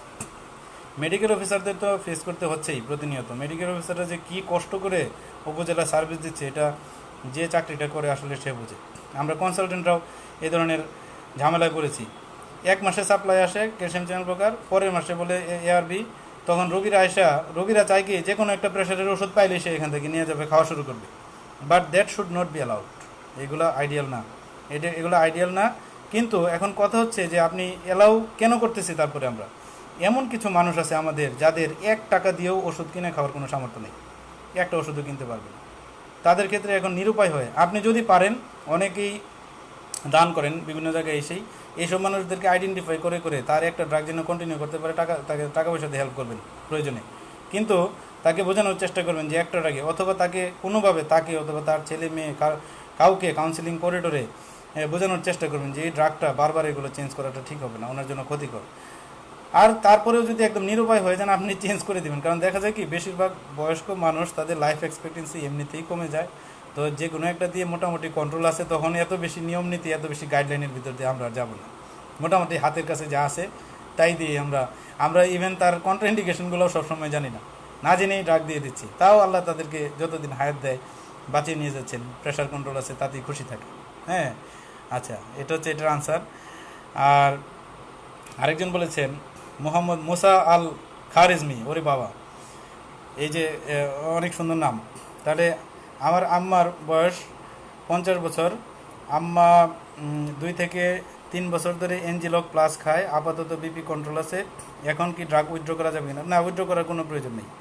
ওনার এমনিতেই এমন একটা বয়সে চলে গিয়েছেন, এখন ওনার ব্লাড প্রেশার এই যে কন্ট্রোল বলতে কতটুকু কন্ট্রোল আছে আমি জানি না, ওনার বিপি 120/80 মিলিমিটারের নিচে নিয়ে আসতে হবে।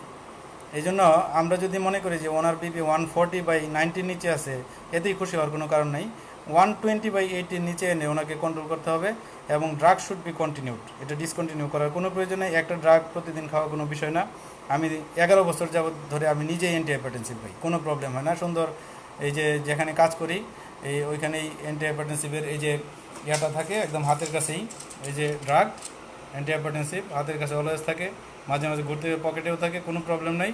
এই জন্য এই অ্যান্টিহাইপারটেনসিভ ড্রাগ কখনো বন্ধ টন্ধ করার কোনো প্রয়োজন নেই, কারণ কখন একটা কমপ্লিকেশন ডেভেলপ করবে বলা যায় না। এই জন্য এগুলো নিয়ে এত অস্থির হওয়ার কিছু নাই যে ড্রাগটা বন্ধ করে দেওয়া যায় কিনা। আচ্ছা, শুভ চক্রবর্তী স্যার, একটা পেশেন্ট যদি রিকারেন্ট এপিস্টেক্সিস নিয়ে আসে, ফার্স্ট ভিজিটে যদি বিপি মডারেট পাওয়া যায়, তখন কি পেশেন্ট কি লাইফস্টাইল মডিফিকেশন অ্যাডভাইস করবো নাকি তাকে অ্যান্টিহাইপারটেনসিভ দিব? কারণ এটা একটা কমপ্লিকেশন। আমাদের এটা ভেরি গুড কোয়েশ্চেন শুভ চক্রবর্তীর, কারণ আমাদের এই যে কার্ডিওলজি ওয়ার্ডে কাজ করতে গেলে এই কমন এক্সপিরিয়েন্স পেশেন্ট এপিস্টেক্সিস নিয়ে প্রেজেন্ট করে হাইপারটেনসিভ, অথবা ইএনটি ওয়ার্ড থেকে কল দেয়। আমি গত সপ্তাহে একটা কল পেয়েছি যে এপিস্টেক্সিস হাইপারটেনশন। তো যেহেতু তার যদি এপিস্টেক্সিসের অন্য কোনো কারণ খুঁজে পাওয়া না যায়, লোকাল কোনো প্যাথোলজি না থাকে, হিমাটোলজিক্যাল কোনো প্যাথোলজি না থাকে, তাহলে যদি শুধু হাইপার টেনশনটাকেই আমরা কজ হিসেবে ধরে নিই, তাহলে তাকে আমাদেরকে অ্যাকিউট ব্লাড প্রেশার করতে হবে। এই ক্ষেত্রে আমাদের লাইফস্টাইল মডিফিকেশনে যাওয়া যাবে না। এটাকেও একটা কমপ্লিকেশন ধরে নিয়ে শুরুতেই আমরা তাকে অ্যান্টিহাইপারটেনসিভ শুরু করব, ইভেন তাকে কম্বিনেশন ড্রাগে আমরা অ্যান্টিহাইপারটেনসিভ শুরু করে দেব। আচ্ছা স্যার, সেম গ্রুপ সার্টান থেকে চেঞ্জ করে টেলমি সার্টান দেওয়া যাবে কি? অবশ্যই দেওয়া যাবে, কারণ আপনারা এই গ্রুপের ভিতরে ড্রাগগুলোর ভিতরে হেড টু হেড কম্প্যারিজন আছে, এক একটার মেকানিজম, এক একটার ব্লাড প্রেশার কন্ট্রোল এফিকেসি, এক একটার সাইড এফেক্ট, এগুলোর মধ্যে অনেক পার্থক্য আছে। এই জন্য আপনার কাছে যদি মনে হয় যে আপনি অলমি সার্টান থেকে টেলমি সার্টানে যাবেন, অবশ্যই যাবেন, চেঞ্জ করে দেখা যেতে পারে। বিশেষ করে ওই লো সার্টানে আমাদের ব্লাড প্রেশার কন্ট্রোল হতেই চায় না, রেমিপ্রিলে ব্লাড প্রেশার কন্ট্রোল হতেই চায় না। এই রেমিপ্রিল এবং লোসার্টান আসলে এখন অ্যান্টিহাইপারটেনসিভ হিসেবে ইউজ না হয়ে ওই যাদের এমআই হার্ট ফেলার হয় তাদের কার্ডিয়াক রিমডেলিং প্রিভেন্ট করার জন্য লো ডোজে আমরা আসলে ইউজ করি। এই জন্য লোসার্টান, এই রেমিপ্রিল, এগুলোর পরিবর্তে আমাদের অলমিসার্টান, টেলমিসার্টান, এইসব ড্রাগগুলোতে আমাদের চলে যাওয়ার চিন্তা ভাবনা করা ভালো। আচ্ছা আচ্ছা, এখন হচ্ছে এই আর কারো কোনো কোয়েশ্চেন থাকলে আমরা একটু ওয়েট করি, আমরা সামারিতে চলে যাব। আর 2-3টা কোয়েশ্চেন যদি কেউ করেন তাহলে আমরা এটা নিয়ে আলোচনা করব, আর নাহলে আজকে সামারি করব। আচ্ছা, সামারিতে আমরা একটু আগাই, কারো প্রশ্ন থাকলে করবেন। অনেক ধৈর্য নিয়ে, অনেক সময় নিয়ে আপনারা আজকে আমাদের এই প্রেজেন্টেশন দেখেছেন। সব কথাই সব জায়গায় পাওয়া যায়, কিন্তু এই লকডাউনের দিনগুলোতে ঘরে বসে বসে যদি একসাথে অনেকগুলো শোনা যায়, যদি দু একটা কথা মাথার ভিতরে থাকে, হয়তো আপনার প্র্যাকটিক্যাল লাইফে খুবই কাজে লাগবে।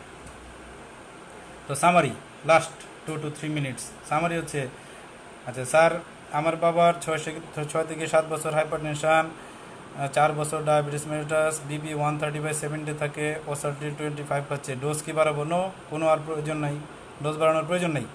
যদি 130 থেকে একটু বেশি বেশি থাকে অথবা 70-র একটু বেশি বেশি হয়, তখন একটু ডোজ বাড়ায় 25 থেকে 50 করে দেবেন, কোনো সমস্যা নেই।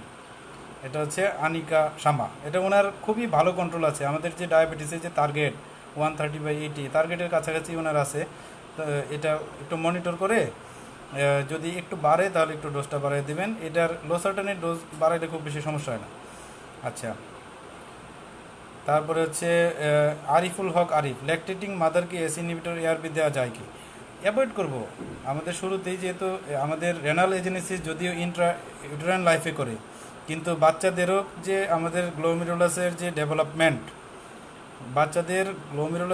ডেভেলপমেন্ট, সেটা কিন্তু কন্টিনিউইং চলতে থাকে, যার জন্য আমরা অ্যাভয়েড করব। ল্যাকটেটিং মাদারকেও এস ইনহিবিটর এআরবি অ্যাভয়েড করব। আমাদের বিকল্প প্রচুর ড্রাগ আছে, অনেক অপশন আছে।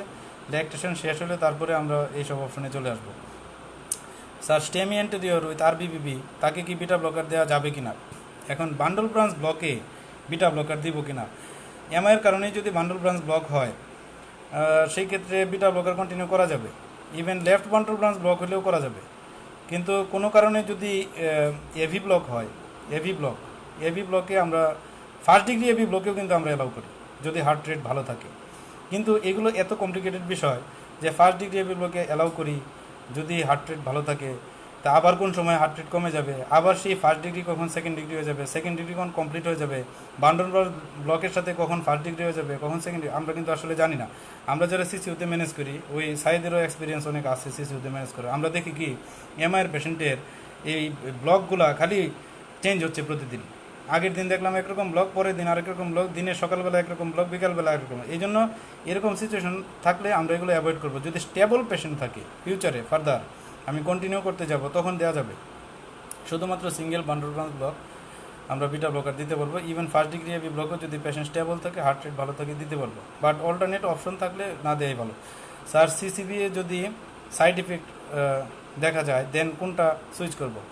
অভিষেক Roy calcium channel blocker, side effect বলতে কি, একটা পেরিফেরাল ইডিমা হলো বা টাকিকার্ডিয়া হচ্ছে, অনেক পালপিটেশন হচ্ছে, তখন আপনি চেঞ্জ করে যে কোনো ড্রাগে যেতে পারবেন। যখনই একটা কমপ্লিকেশন হয়ে যাবে, যখনই একটা কমপ্লিকেশন হবে, তখন যা খুশি তা দিবেন, তার জন্য সেফ। তখন আর এসব অ্যালগোরিদমের আর কোনো ভ্যালু নেই। ক্যালসিয়াম চ্যানেল ব্লকার কন্ট্রাইন্ডিকেশন হয়েছে, তখন আপনি এসি ইনহিবিটর এআরবিতে অথবা ডায়াবেটিক্সে অথবা বিটা ব্লকারে, যেটা আপনার ভালো মনে হয় আপনি চলে যাবেন। তখন আর এত অ্যালগোরিদম, শুধু কোমরবিডিটি খেয়াল করতে হবে, কন্ট্রাইন্ডিকেশন খেয়াল করতে হবে আছে কিনা। আমিন বলেছেন যে স্যার রোগীর বয়স 35 বছর, পুরুষ, কোনো কোমরবিডিটি নাই, বিপি 120/100, তাকে কীভাবে ম্যানেজ করবো? এই যে দেখেন 35 বছর, সে যদি ব্ল্যাক হয়, আপনি যদি তাকে ব্ল্যাক ধরেন, তাহলে স্ট্যান্ডার্ড রিকমেন্ডেশন হচ্ছে ক্যালসিয়াম চ্যানেল ব্লকার দিতে পারেন, কিন্তু আমরা বলবো না। কারণ এই যে আমাদের 55 বছর বয়সের যে কাট মার্জিনটা, এটা আমরা এতটা স্ট্রিক্টলি ফলো করি, আমাদের স্যাররাও ফলো করে, সবাই ফলো করে, তখন আপনার এটাকে নিয়ে সবাই সমালোচনা করবে। তাকে এস ইনহিবিটর বা এআরবি দিয়ে শুরু করবেন আপনি, চাইলে ক্যালসিয়াম চ্যানেল ব্লকারও দিতে পারেন। পরে একটা স্টেজে গিয়ে হয়তো কন্ট্রোল হচ্ছে না, তখন দুইটার কম্বিনেশন আপনি দিতে পারবেন, প্রবলেম নাই। আচ্ছা, আর এর patient rheumatoid arthritis, Shubhachakra rheumatoid আর্থ্রাইটিসের patient, long standing steroid, very dangerous steroid, DMARD, now BP 150/100 millimeter. এখন স্টেরয়েড যদি ডিপেন্ডেন্সি থাকে, তাহলে তো কিছু করার নাই, স্টেরয়েড দিতে হবে তাকে। দিয়ে আমাদের ইউজুয়াল অ্যালগোরিদমে আমরা অ্যান্টি হাইপারটেনসিভ ম্যানেজ করব। কিন্তু যদি কারণে আপনি দেখেন যে এই স্টেরয়েডটাই তার হাইপারটেনশন কন্ট্রোল করার জন্য একমাত্র দায়ী ফ্যাক্টর হিসেবে কাজ করতেছে, যে এই স্টেরয়েডটা মনে হচ্ছে যেন তার হাইপারটেনশনকে রেজিস্ট্যান্ট করে দিচ্ছে, তখন স্টেরয়েড স্পেয়ারিং দিয়ে স্টেরয়েডটা উইথড্র করে দিতে হবে। স্টেরয়েড স্পেয়ারিং আমাদের অনেক জাথিওপ্রিন আছে, সাইক্লোস্পোরিন, এগুলো আছে, যেগুলো স্টেরয়েড না দিয়ে অন্যগুলো দিয়ে ম্যানেজ করা যায়। যদি এটা ওই রকম পর্যায়ে যায় যে স্টেরয়েড যখন হাইপারটেনশন কন্ট্রোলের একমাত্র কারণ হিসেবে বাধা হয়ে থাকবে, তখন আমরা স্টেরয়েড উইথড্র করে ফেলবো স্টেরয়েড স্পেয়ারিং দিয়ে। আর যদি স্টেরয়েড চলা অবস্থায় কোনো অ্যান্টি হাইপারটেনসিভ ড্রাগ দিয়ে ম্যানেজ করা যায়, স্টেরয়েড কন্টিনিউ হবে, কোনো সমস্যা নেই। আচ্ছা, Mortuza Hasan Fasad, my mother is 50 years old, she is diagnosed is a case of diabetes mellitus, ischemic heart disease, hypertension, CKD, last serum creatinine ভালোই আছে 1.23, প্রাজোসিন ইয়ার 5 milligram BD, cilnidipine, metoprolol, clopidogrel, statin, মানে total অনেক বড় ট্রিটমেন্ট। আচ্ছা, very good. এখন এতটা তো ট্রিটমেন্ট, মেটোপ্রোলল, স্ট্যাটিন, ফুসেমাইড, আচ্ছা ঠিক আছে, এগুলো পায় উনি, ঠিক আছে। তারপরে তার বিপি ইউজুয়ালি 140/90 থাকে। আচ্ছা, এখন প্রোটিন ইউরিয়া 1+ আছে, কি করা যায়?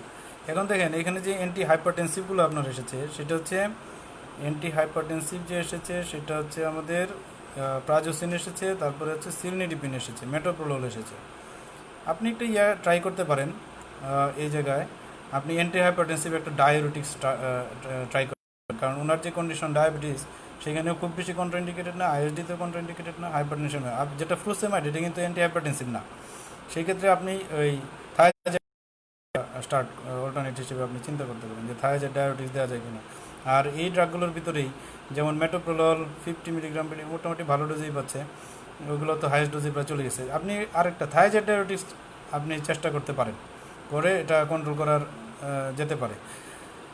আচ্ছা, তারপরে HM জহিরুদ্দিন, থ্যাংক ইউ। আচ্ছা, আমাদের একজন শুরুতে কোয়েশ্চেন করেছিলেন যে স্যার সিস্টোলিক ব্লাড প্রেশার কোনটা কমায়, ডায়াস্টোলিক ব্লাড প্রেশার কোনটা কমায়, আইসোলেটেড সিস্টোলিক হাইপারটেনশনে কী ম্যানেজমেন্ট করব?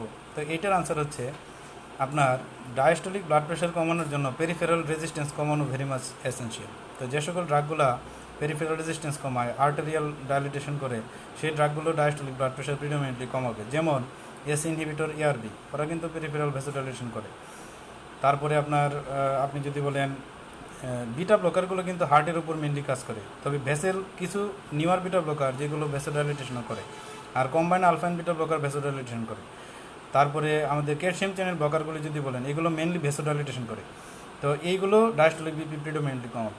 আর সিস্টোলিক বিপি কমানোর জন্য যে বিটা ব্লকারগুলোর পেরিফেরাল ভেসোডাইলেটিং ইফেক্ট নাই, শুধু কার্ডিও ইনহিবিটরি ইফেক্ট, যেমন আমাদের মেটোপ্রোলোল বা বিসোপ্রোলোল, এগুলো আমাদের সিস্টোলিক বিপি কমাবে। এই ডায়োরেটিক্সগুলো প্রিলোড কমানোর মাধ্যমে সিস্টোলিক ব্লাড প্রেশার কমাবে। থাইজের ডায়োরেটিক্স লং স্ট্যান্ডিং দিলে সিস্টোলিক বিপি কমবে। আচ্ছা, ইনজেক্টেবল লেভিটাললের ডোজ কি? ডোজ একটা সহজ জিনিস, এটা আমার কাছ থেকেই জানতে হবে এমন কোনো কথা নাই, যে কোনো জায়গা থেকে ডোজ আপনি জেনে নিতে পারবেন। তবে ইউজুয়ালি বলা হয় যে লেভিটালল 20 মিলিগ্রাম আইভি স্টেট দেওয়া হয়, খুব স্লোলি দেওয়া হয়। দেওয়ার পরে ব্লাড প্রেশার তখন মনিটর করা হয়, মানে রেসপন্স করেছে কিনা। যদি বিপি রেসপন্স না করে, এটা আবার রিপিট করা যেতে পারে কয়েকবারের জন্য। আচ্ছা, চিপেস্ট কম্বিনেশন কিছু যদি বলতেন স্যার। এখন সবই চিপেস্ট। আব্দুল্লাহ আল মামুন, ইকোনমি এত বেশি বেড়ে গিয়েছে, এখন 2-4 টাকা 5 টাকার কথা চিন্তা করে লাভ নেই।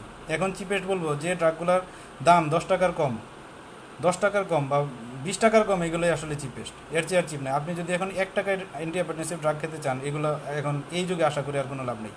এসব যুগ আমাদের 20 বছর আগে চলে গিয়েছে। এখন এই যা পাওয়া যায় সবই চিপেস্ট। ক্যালসিয়াম চ্যানেল ব্লকারেরও দাম কম, এস ইনহিবিটর সবগুলোই মোটামুটি 8 থেকে 10 টাকা, 6 থেকে 8 টাকা এর ভিতরে পাওয়া, সবই চিপেস্ট। এখানে এত খুব বেশি এই মানে হাইলি কস্ট অ্যান্টিহাইপারটেনসিভ নাই। স্যার, মেডিসিন ওয়ার্ডে ইনফিউশন পাম্প নেই, সেই ক্ষেত্রে ইন্ট্রাক্রেনিয়াল হিমোরেজের ক্ষেত্রে ইনজেক্টেবল অ্যান্টিহাইপারটেনসিভের ডোজটা তো পাম্প তো নাই, আপনি ইয়েতে দেবেন, মাইক্রোবোরেট সেটে দিবেন। মাইক্রোবোরেট সেটে আপনি দিবেন, এটা ডোজ ক্যালকুলেট করে আপনি দিয়ে দেবেন। যেমন নাইট্রোগ্লিসারিন তো আমরা বলেছিলাম গত ইয়েতে। আচ্ছা, এগুলো আর আলোচনা না করি, ডোজগুলো আপনারা নিজেরা দিবেন।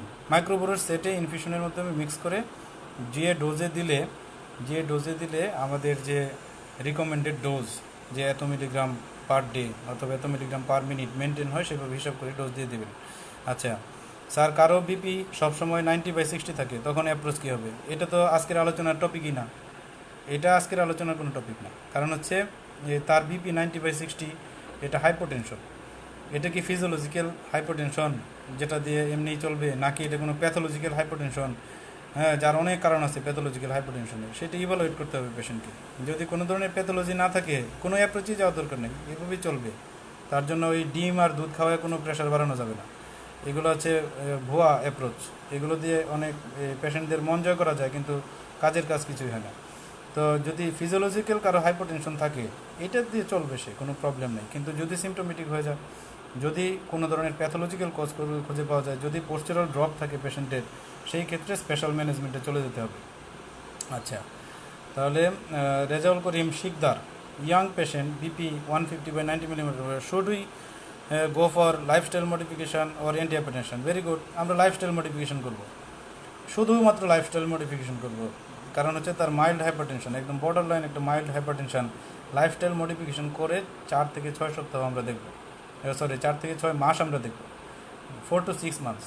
তারপরেও যদি কন্ট্রোল না হয়, তখন আমরা একটা সিঙ্গেল অ্যান্টিহাইপারটেনসিভ ড্রাগে যাব। আচ্ছা স্যার, লেবিটালল এর হাইয়েস্ট ডোজটা ইলাবোরেটলি যদি এগুলো হাইয়েস্ট ডোজ দেখে নেবেন। আমার আর সব কিছু আমাদের মুখস্থ থাকে না, যে লেবিটাললের হাইয়েস্ট ডোজ কত, এটা দেখে নেবেন। এই যে পূজন চলে আসছে, এখন আমাদের কাছের মানুষ। পূজন হচ্ছে প্রেগনেন্সিতে অ্যাক্লামশিয়া পেশেন্টের বিপি রিডাকশনের জন্য আইভি লেবিটালল ইউজ হয়। Is there any complication of labetalol to fetus? Should you use IV other drugs? এটা তো ভালো কোয়েশ্চেন, যে লেবিটাললের ফিটাল কোনো অ্যাডভার্স ইফেক্ট আছে কিনা। এটা অ্যাকচুয়ালি আমি এখন বলতে পারবো না, এটা আমার দেখতে হবে ফিটাল কোনো অ্যাডভার্স ইফেক্ট আছে কিনা। তবে ফিটাল যদি অ্যাডভার্স ইফেক্ট এতই থাকতো, লেবিটাললকে আসলে ইন্ডিকেট করতো না। প্রেগনেন্সিতে কিন্তু লেবিটালল ইন্ডিকেটেড।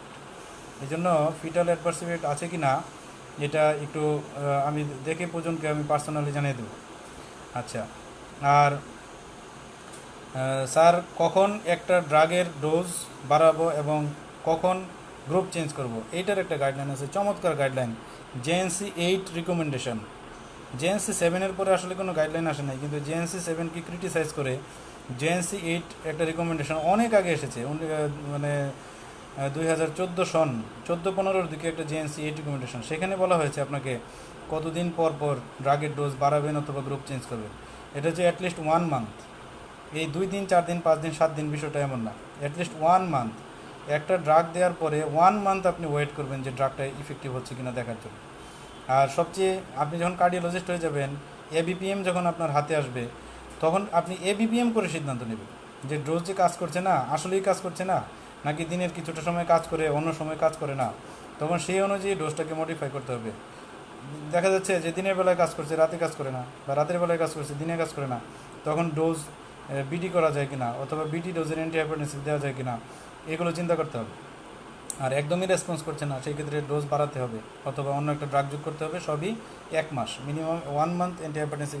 ইনকে ইমার্জেন্সি আর্জেন্সি ছাড়া 1 মাসের আগে কোনো অ্যান্টিহাইপারটেনসিভ ড্রাগের ডোজ নিয়ে এত চিন্তা করার প্রয়োজন নেই।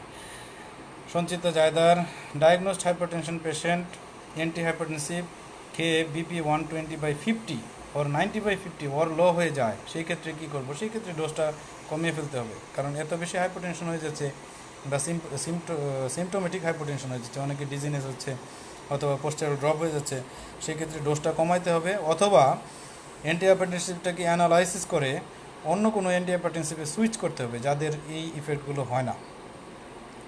ফজলে রাব্বি, অনেকেই ডায়াগনোসড হাইপারটেনসিভ পেশেন্ট কমপ্লেন করে যে অ্যান্টিহাইপারটেনসিভ খেয়ে তাদের প্রেশার লো হয়ে যায়। এই যে একটু আগে এটা আলোচনা করলাম আর কি, যদি সিমটোমেটিক লো হয়ে যায় ডোজ কমাতে হবে, অথবা মানে এমন অ্যান্টিহাইপারটেনসিভ দিতে হবে। আমরা জানি অনেকগুলো অ্যান্টিহাইপারটেনসিভের তেমন অ্যান্টিহাইপারটেনসিভ ইফিকেসি নাই, হাইপারটেনশন কম কমায়। যেমন আপনি এআরবি আছে, এস ইনহিবিটর আছে, বিটা ব্লকার কতগুলো আছে, যেমন মেটোপ্রোলোল, এগুলো আসলে এত বেশি বিপি কমায় না বললেই চলে, তখন ওইগুলোতে ট্রাই করতে হবে, ট্রাই করে যেন এত বেশি আর না কমে যায়। আচ্ছা, তারপরে ডায়াগনোসড হাইপারটেনশন পেশেন্ট কমপ্লেন করে হাইপারটেনসিভ বিপি কম হয়ে যায়, ওই তো আলোচনা করেছি। ওয়ার্ডে পাই এমন পেশেন্ট পাওয়া যায় যাদের বিপি 200/160, মানে diastolic pressure is very high, কোনো অর্গান ড্যামেজ নাই, তার মানে হাইপারটেনসিভ আর্জেন্সি, অন্য কোনো প্রবলেম নাই। এমন পেশেন্টকে কীভাবে ম্যানেজ করতে পারে? যার আর্জেন্সি, কোনো ধরনের অ্যাকিউট অর্গান ড্যামেজ নাই, তাকে ওরাল অ্যান্টিহাইপারটেনসিভ কম্বিনেশন দিয়ে ম্যানেজ করা যাবে, তবে তাকে স্ট্রিক্ট ফলো আপে রাখতে হবে। যে ওরাল যে আমি দিলাম, এটা খুবই চোখের সামনে রাখতে হবে, দিয়ে তাকে ম্যানেজ করতে হবে। ওরাল দিয়ে ম্যানেজ করা যাবে, ইনজেক্টেবলের প্রয়োজন নেই, ইমার্জেন্সি ছাড়া ইনজেক্টেবলের প্রয়োজন নেই। My age is 29, Niyad Rahman এখন নিজেই সে হচ্ছে case, my age is 29, BP 130/90, should I start antihypertensive? No comorbidity. যদি কোমরবিডিটি না থাকে, অ্যাকর্ডিং টু গাইডলাইন আমরা আজকে যা প্রেজেন্ট করলাম, আমরা 4 থেকে 6 মাস লাইফস্টাইল মডিফাই করে দেখতে পারি। কারণ এই যে 130/90 কম, আমি যদি 5 মিলিমিটার কমাই, কিছু লাইফস্টাইল ভালো করে মডিফিকেশন করলে 5 মিলিমিটার কিন্তু কমে যেতে পারে, বা 10 মিলিমিটার কমেও যেতে পারে। যদি এরকম থাকে, আমি জানি না আপনার কোনো লাইফস্টাইলে কোনো ঝামেলা আছে কিনা, যদি ঝামেলাগুলো থাকে সেগুলো আর যদি আপনি এতই মনে করেন যে না স্যার, আমি লাইফস্টাইল মডিফিকেশন করা আমার পক্ষে সম্ভব না, আমার এমন কিছু লাইফস্টাইল আছে যেটা আমার পক্ষে ছাড়া সম্ভব না, অনেক চেষ্টা করেছি, পারি না, সেক্ষেত্রে আপনি অ্যান্টিহাইপারটেনসিভে চলে যাবেন। যদি এরকম সাস্টেইন লিমিটেশন 90 থাকে, that is harmful for you. এর বয়স কোনো বিষয় না, আপনার 29 বছর বয়স এটা কোনো বিষয় না, এখন 20 বছর বয়সের পরেই মানে প্রাইমারি হাইপারটেনশন যেটা এসেনশিয়াল সেটা শুরু হয়ে যায়, সেই জন্য আপনি অ্যান্টিহাইপারটেনসিভে চলে যাবেন।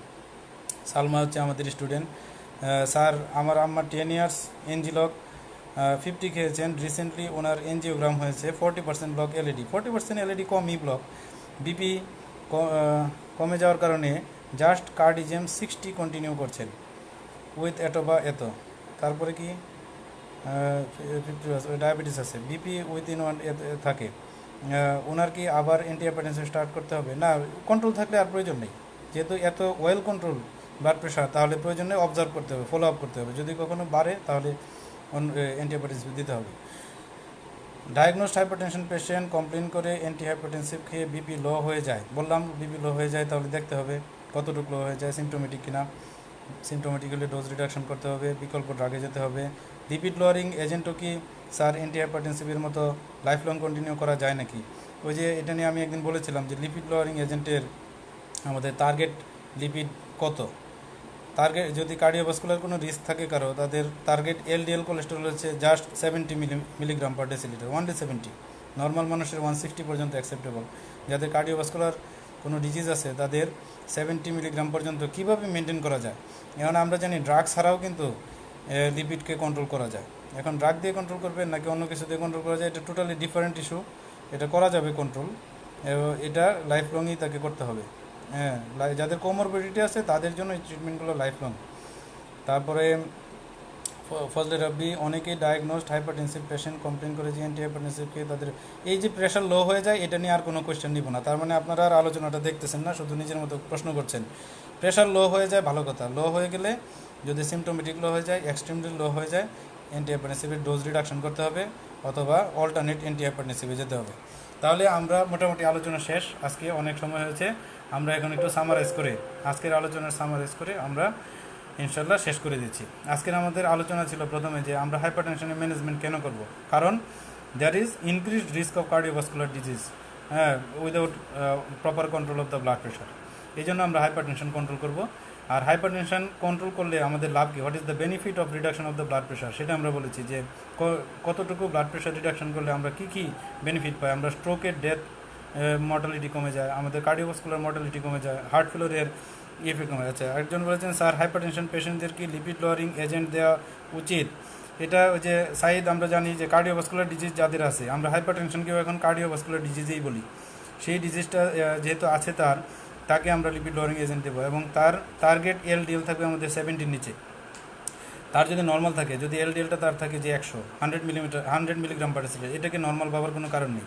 আমরা প্রেফার করবো যে 70 নিচে যেন থাকে, 70 নিচে কন্ট্রোল করতে পারলে ভালো।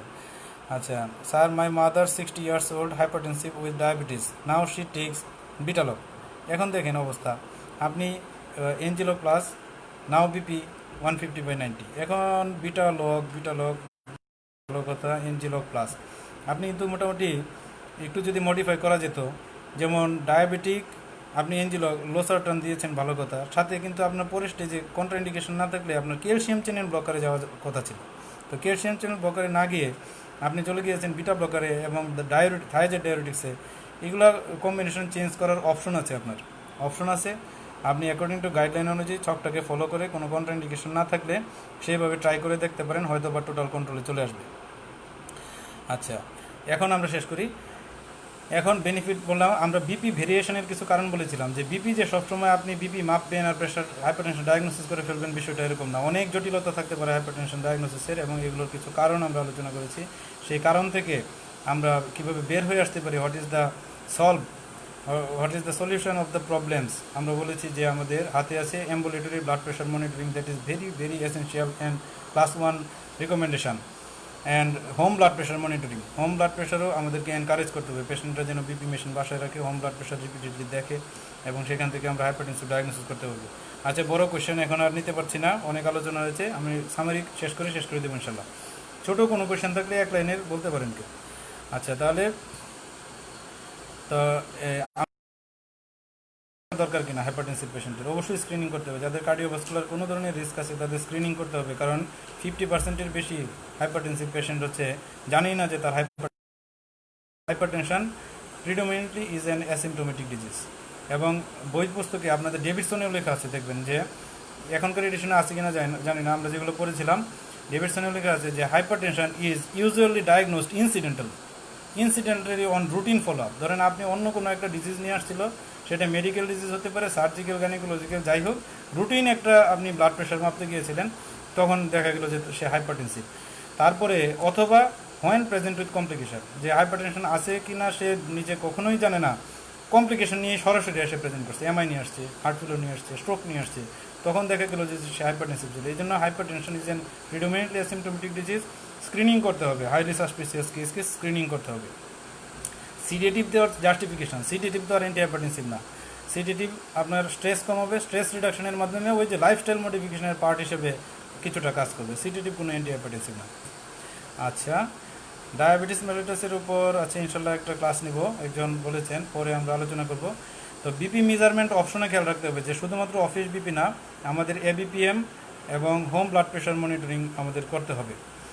দেন আমাদের আলোচনা করেছিলাম যে হোয়াইট কোট হাইপারটেনশন। একটা কথা এখন সবার শেষে আমরা বলি যে হোয়াইট কোট যদি কারো হাইপারটেনশন থাকে, যে বারবার ডাক্তারের কাছে এসে হাইপারটেনশন, সে নর্মালি হাইপারটেনসিভ না। এবিপিএম করা হয়েছে যে তার এভারেজ ব্লাড প্রেশার নর্মাল, তার night time blood pressure normal, সব নর্মাল, সেই সব পেশেন্টের ক্ষেত্রে হোয়াইট কোট হাইপারটেনশনের ট্রিটমেন্ট দেওয়ার প্রয়োজন নেই। এই যে একটা কথা আপনার সবার শেষে বলে দিলাম যে হোয়াইট কোট হাইপারটেনশনের ট্রিটমেন্ট নিয়ে তো ওয়ারিড হওয়ার কিছু নেই। ম্যাক্সিমাম ক্ষেত্রে এই হোয়াইট কোট হাইপারটেনশন কোনো ধরনের হাইপারটেনসিভ ক্রনিক কমপ্লিকেশন করে না। তো ক্রনিক কমপ্লিকেশন যেহেতু করে না, তার চিকিৎসাও প্রয়োজন নাই। তবে few percentage of case of white coat hypertension may develop true hypertension in future. এই জন্য এই পেশেন্টদেরকে ফলো আপ করতে হবে, অনেকদিন পর পর কিছুটা ফলো আপে রাখতে হবে যে আসলে সে ট্রু হাইপারটেনশন ডেভেলপ করছে কিনা। হোয়াইট কোট যদি থাকে কোনো সমস্যা নেই, তাকে কাউন্সিলিং করে দিয়ে স্ট্রেস রিলিফ করে দিয়ে যে সকল সিচুয়েশনে বিপি বাড়ে একটু অ্যাভয়েড করে টোরে, অথবা তাকে আস্তে আস্তে এইসব সিচুয়েশনে হ্যাবিচুয়েটেড করা যায় কিনা, আস্তে আস্তে স্লো এক্সপোজার করে করে হ্যাবিচুয়েটেড করা যায় কিনা। তো সেই করে তাকে দেখতে হবে যে এভাবেই ফলো আপ করতে হবে, এটার এই অ্যাগ্রেসিভ ম্যানেজমেন্ট দরকার নেই। আচ্ছা, এখন হচ্ছে তারপরে আমরা এবিপিএম নিয়ে একটু বলেছিলাম। তারপরে সবার মাথায় রাখতে হবে যে যারা ডক্টর হয়ে গেছেন, যারা ছাত্র কোনো রকম হাইপার টেনশনের গ্রেডিং টেডিং মুখস্থ করে পরীক্ষা পাস করেন, কোনো সমস্যা নেই, কিন্তু যারা ডক্টর হয়ে গেছেন তাদের এই কথাগুলো মনে রাখতে হবে যে অফিস বিপি কত হলে hyper tension, day time BP কত হলে হাইপার টেনশন অ্যাভারেজ, কারণ নাইট টাইম বিপি অ্যাভারেজ কত হলে hyper tension, 24 hours BP average কত হলে হাইপার টেনশন, এই জিনিসগুলো সবসময় একটু মাথায় রাখবেন। নেক্সট হচ্ছে আমাদের এই আমরা বলেছি যে high normal blood pressure, optimal blood pressure, normal blood pressure, high normal blood pressure, এইগুলোতে আমাদের অ্যাপ্রোচটা কী, এগুলোতে আমাদের লাইফস্টাইল মডিফিকেশন করব। তারপরে কতদিন পর পর পেশেন্টটাকে ব্লাড, যেমন আমরা বলেছিলাম অপটিমাল যাদের ব্লাড প্রেশার তাদের 5 বছর পর পর মনিটর করতে, তারপরে যাদের বলেছিলাম যে নর্মাল তাদেরকে 3 বছর পর পর, হাই নর্মাল যাদের 1 বছর পর পর, অথবা এবিপিএম করতে। এই জিনিসগুলো একটু মাথায় রাখতে হবে যে যাদের এই রেঞ্জ অনুযায়ী ব্লাড প্রেশার, কিন্তু যখনই হাইপারটেনসিভ হয়ে যাবে তখন যে অ্যাপ্রোচ অফ ম্যানেজমেন্ট আমরা সেটা নিয়েও আমরা আলোচনা করেছি। বেসলাইন ইনভেস্টিগেশন হাইপারটেনসিভ পেশেন্টের আমি জোর দিয়েছিলাম ECG, serum creatinine, urinary lipid profile, blood sugar with haemoglobin A1C, এই জিনিসগুলোর প্রতি আমি জোর দিয়েছি। এছাড়া প্রচুর ধরনের বেসলাইন ইনভেস্টিগেশনের বিশাল বড় লিস্ট আছে আপনাদের, মানে ডেভিডসনেও আছে, গাইডলাইনেও আছে, এগুলোতে আমরা তো যাবো না, প্র্যাকটিক্যালি কস্টলি, পেশেন্টরা সবসময় করতে হচ্ছে না, করেও খুব বেশি লাভ হয় না, যার জন্য হাইলি সাসপিশন থাকলে বাকি টেস্টগুলো করবো। আর আদারওয়াইজ প্রত্যেকটা সাসপিশন কোনো কিছু থাকুক না থাকুক, একটা হাইপারটেনসিভ পেশেন্টের প্রথমবার এটা তার অধিকার, এটা তার রাইট, তার একটা ইসিজি করা, তার একটা ইউরিনারি করা, তার একটা সিরাম ক্রিয়েটিনিন করা, তার ব্লাড সুগারটা দেখে নেওয়া, লিপিড প্রোফাইলটা কেমন আছে সেটা দেখে নেওয়া। এই বেসলাইন ইনভেস্টিগেশনগুলো আমাদের করতে হবে হাইপারটেনসিভ পেশেন্টের। আর একটু নিজেদেরকে এক্সপার্ট করতে হবে, ফান্ডোস্কোপি করা শিখতে হবে পেশেন্টের, ফান্ডোস্কোপি করা শিখতে হবে। আর কিছু কিছু ক্ষেত্রে ইকোকার্ডিওগ্রাফি আমরা করব। আচ্ছা স্যার, স্লাইডগুলো কি কবে কবে পেতে পারি? এইমাত্র এখনই আমরা স্লাইডগুলো আপলোড করে দেবো, আমি জেপিজি ফরম্যাটে কনভার্ট করে রেখেছি, তো ওই আমি এখনই স্লাইডগুলো আপলোড করে দিচ্ছি। এবং আমি এক্সপেরিমেন্টালি নেক্সট আরেকটা ক্লাসে আগেই স্লাইড দিয়ে দেবো, যেন আগেই স্লাইডগুলো দেখে স্টুডেন্টরা যেন কিছুটা মেন্টালি প্রিপেয়ার থাকতে পারে, কোন জায়গায় কোয়েশ্চেনটা করতে হবে, স্পেসিফিক কিছু কোনো কনফিউশন থাকে কি না, তখন কোয়েশ্চেন কমবে কিন্তু স্পেসিফিক কোয়েশ্চেন বাড়বে। তো সেটা আমরা পরের ক্লাসে আমরা এক্সপেরিমেন্টালি দেবো, পরে দুইটাকে কম্পেয়ার করবো যে কোনটার আউটকাম কেমন ভালো হয়েছিল, যেটার আউটকাম ভালো হবে পরে সেইভাবে আমরা ইনশাল্লাহ কন্টিনিউ করবো। এরপরে টার্গেট ব্লাড প্রেশার আমরা বলেছিলাম, টার্গেট বিপি বলেছিলাম কোনো কিছু আর মুখস্থ রাখার দরকার নাই, সবার টার্গেট বিপি হচ্ছে 130 সিস্টোলিকের কম আর ডায়াস্টোলিক 180 মিলিমিটারের নিচে, এইটাই টার্গেট বিপি। হ্যাঁ, পারলে আরও কম, মানে বর্তমান গাইডলাইনগুলো এই কমের দিকে চলে যাচ্ছে। সেই মানুষ আগে বলতো যে নর্মাল ব্লাড প্রেশার কত স্যার, 120/80 মিলিমিটার, তখন আমরা স্টুডেন্টদেরকে ধমক দিতাম, এই এটা কি নর্মাল হলো, তুমি একটা রেঞ্জে বলো, সিস্টোলিক 100 থেকে 140, ডায়াস্টোলিক 60 থেকে 90। তো এখন আর রেঞ্জ টেঞ্জ নাই, সেই মানুষের কথাই প্রমাণিত হয়ে গেছে যে ওই 120 নিচে রাখতে হবে আর 80 নিচে রাখতে হবে, এটাই বর্তমান স্টাডিতে চলে আসছে। এই জন্য সকল ক্ষেত্রে পেশেন্টের টার্গেট বিপি হচ্ছে systolic blood pressure less than 120 millimetre of market, pressure less than 80 millimetre of market. তারপরে আমরা option of the treatment for the hypertension, lifestyle modifications, আমরা কয়েকটা পয়েন্ট বলেছি, আরও আছে, সব তো আসলে মনে থাকে না সবসময়। আর আমি আসলে কোনো ক্লাস ওইভাবে প্রিপারেশন নিয়ে আমি কোনো আলোচনা করি না, আমি হচ্ছে বাস্তব জীবন থেকে যা অর্জন করছি, স্যারদের কাছ থেকে যা জানি, আমি কোনো ধরনের প্রিপারেশন নিই না। একটা দুইটা পয়েন্টে কনফিউশন থাকলে আমি একটু দেখে নিই, বাট উইদাউট এনি প্রিপারেশন যা বললাম এতক্ষণ স্পন্টানিয়াসলি মনের ভিতর থেকে, এবং এইগুলো effective for the management of the patient, এগুলো স্পন্টানিয়াসলি মনের ভিতর থেকে কোনো ধরনের প্রিপারেশন ছাড়া। আর ফার্মাকোলজিক্যাল এজেন্ট আমরা আলোচনা করেছি, ডিভাইস বেসড ট্রিটমেন্ট মাথায় থাকলো যে হাইপারটেনশনের শেষ রক্ষা, মানে শেষ দেখে ছাড়বো, এই শেষ দেখে ছাড়ারও বিষয় আছে হাইপারটেনশনে, এটা আমাদের জানা থাকতে হবে যে আমি শেষ দেখে ছাড়বো হাইপারটেনশনে। তারপরে আমরা দেখেছি এইভাবে ম্যানেজমেন্ট, ড্রাগগুলোর কন্ট্রাইন্ডিকেশন আমাদের খেয়াল রাখতে হবে, ভেরি ভেরি ইম্পর্টেন্ট কন্ট্রাইন্ডিকেশনস। আর when to refer hypertensive patient to hospital care, এটা আমরা বলেছিলাম যে হাইপারটেনসিভ ইমার্জেন্সি যদি কোনো কারণে থাকে, অথবা সেকেন্ডারি হাইপারটেনশন সাসপেক্ট করতেছি তার ইভালুয়েশনের জন্য, অথবা স্টেজ 2 বা 3 হাইপারটেনশনের পেশেন্টের ফার্দার ইভালুয়েশনের জন্য, তখন আমরা হাইপারটেনসিভ পেশেন্টকে আমরা হসপিটালে রেফার করতে পারি। আর ডেভিডসনের একটা কমন অ্যালগোরিদম দিয়েছিলাম এএসি, এ+সি, এ+সি + ডি, এগুলো চেঞ্জ হয়েছে। চেঞ্জগুলো দিলে আসলে ক্যাচ করতে পারবে কম সবাই, এই জন্য আমি চেঞ্জগুলো দিই নাই। তবে একটা জিনিস মাথায় রাখতে হবে, মডারেট টু সিভিয়ার হাইপারটেনশনে অথবা মাইল্ড হাইপারটেনশন যদি অর্গান ড্যামেজ থাকে, আপনার শুরুতেই কম্বিনেশন অফ অ্যান্টি হাইপারটেনসিভ মানে ফার্স্ট স্টেপ অফ ম্যানেজমেন্ট শুরু করা যাবে, এই জিনিসটা মাথায় রাখতে হবে। এটা অনেকেই প্রশ্ন করেন, স্যার আমি কি একটা দিয়ে শুরু করবো?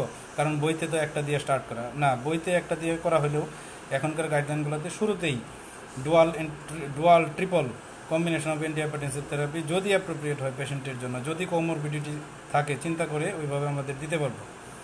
আর আমরা বলেছিলাম যে বিভিন্ন সিচুয়েশনে অ্যান্টি হাইপারটেনসিভ ড্রাগ কেমন হওয়া উচিত পছন্দ, diabetes mellitus, ischemic heart disease, heart failure, bronchial asthma, COPD, CKD, pregnancy, hypertensive crisis.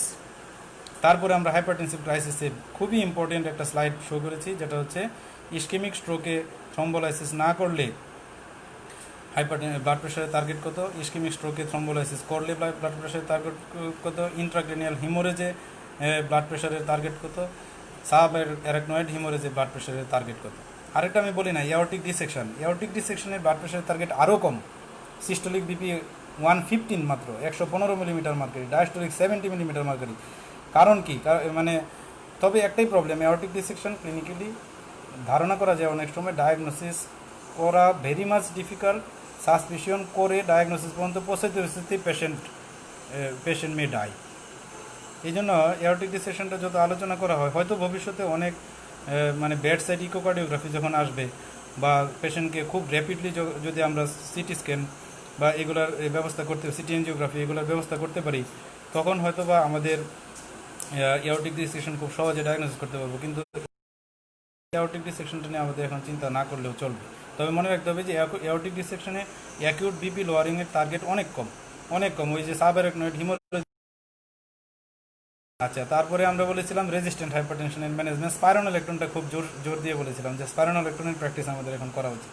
যদি একটাই কন্ট্রাইন্ডিকেশন স্পাইরোনোলেক্টনের যদি হাইপারক্যালেমিয়া থাকে অথবা সিকেডি থাকে, আমরা তো জানি না যে সিকেডি কখন হাইপারক্যালেমিয়া হবে। তো এই ধরনের এই মানে increasing stage of the CKD অথবা হাইপারক্যালেমিয়া, এই ধরনের কন্ডিশন না থাকলে স্পাইরোনোলেক্টনটা আমাদের রেজিস্ট্যান্ট হাইপারটেনশনে কনসিডার করতে হবে, আদার ড্রাগ তো কন্টিনিউ করা যায়। তো thank you very much for active participation. আসলে এত বেশি প্রশ্ন থাকে, প্রশ্নগুলোর উত্তর আলোচনা করলে অনেক লাইভলি হয় আলোচনা, সুন্দর হয়, কিন্তু সব প্রশ্নের উত্তর দিতে গেলে আবার প্রেজেন্টেশন শেষও করা যায় না। তো ইনশাল্লাহ পরবর্তীতে আরও খুবই সুন্দর একটা টপিক নিয়ে আল্লাহ যদি সুযোগ দেয় তাহলে হয়তো আবার আসবো ইনশাল্লাহ। তো আজকে এই পর্যন্ত, আমি স্লাইডগুলো ইনশাল্লাহ আপলোড করে দিচ্ছি। গুড ইভিনিং, সম্ভবত সময় কটা বাজে জানি না। তো সবাই ভালো থাকবেন, সুস্থ থাকবেন। আসসালামু আলাইকুম।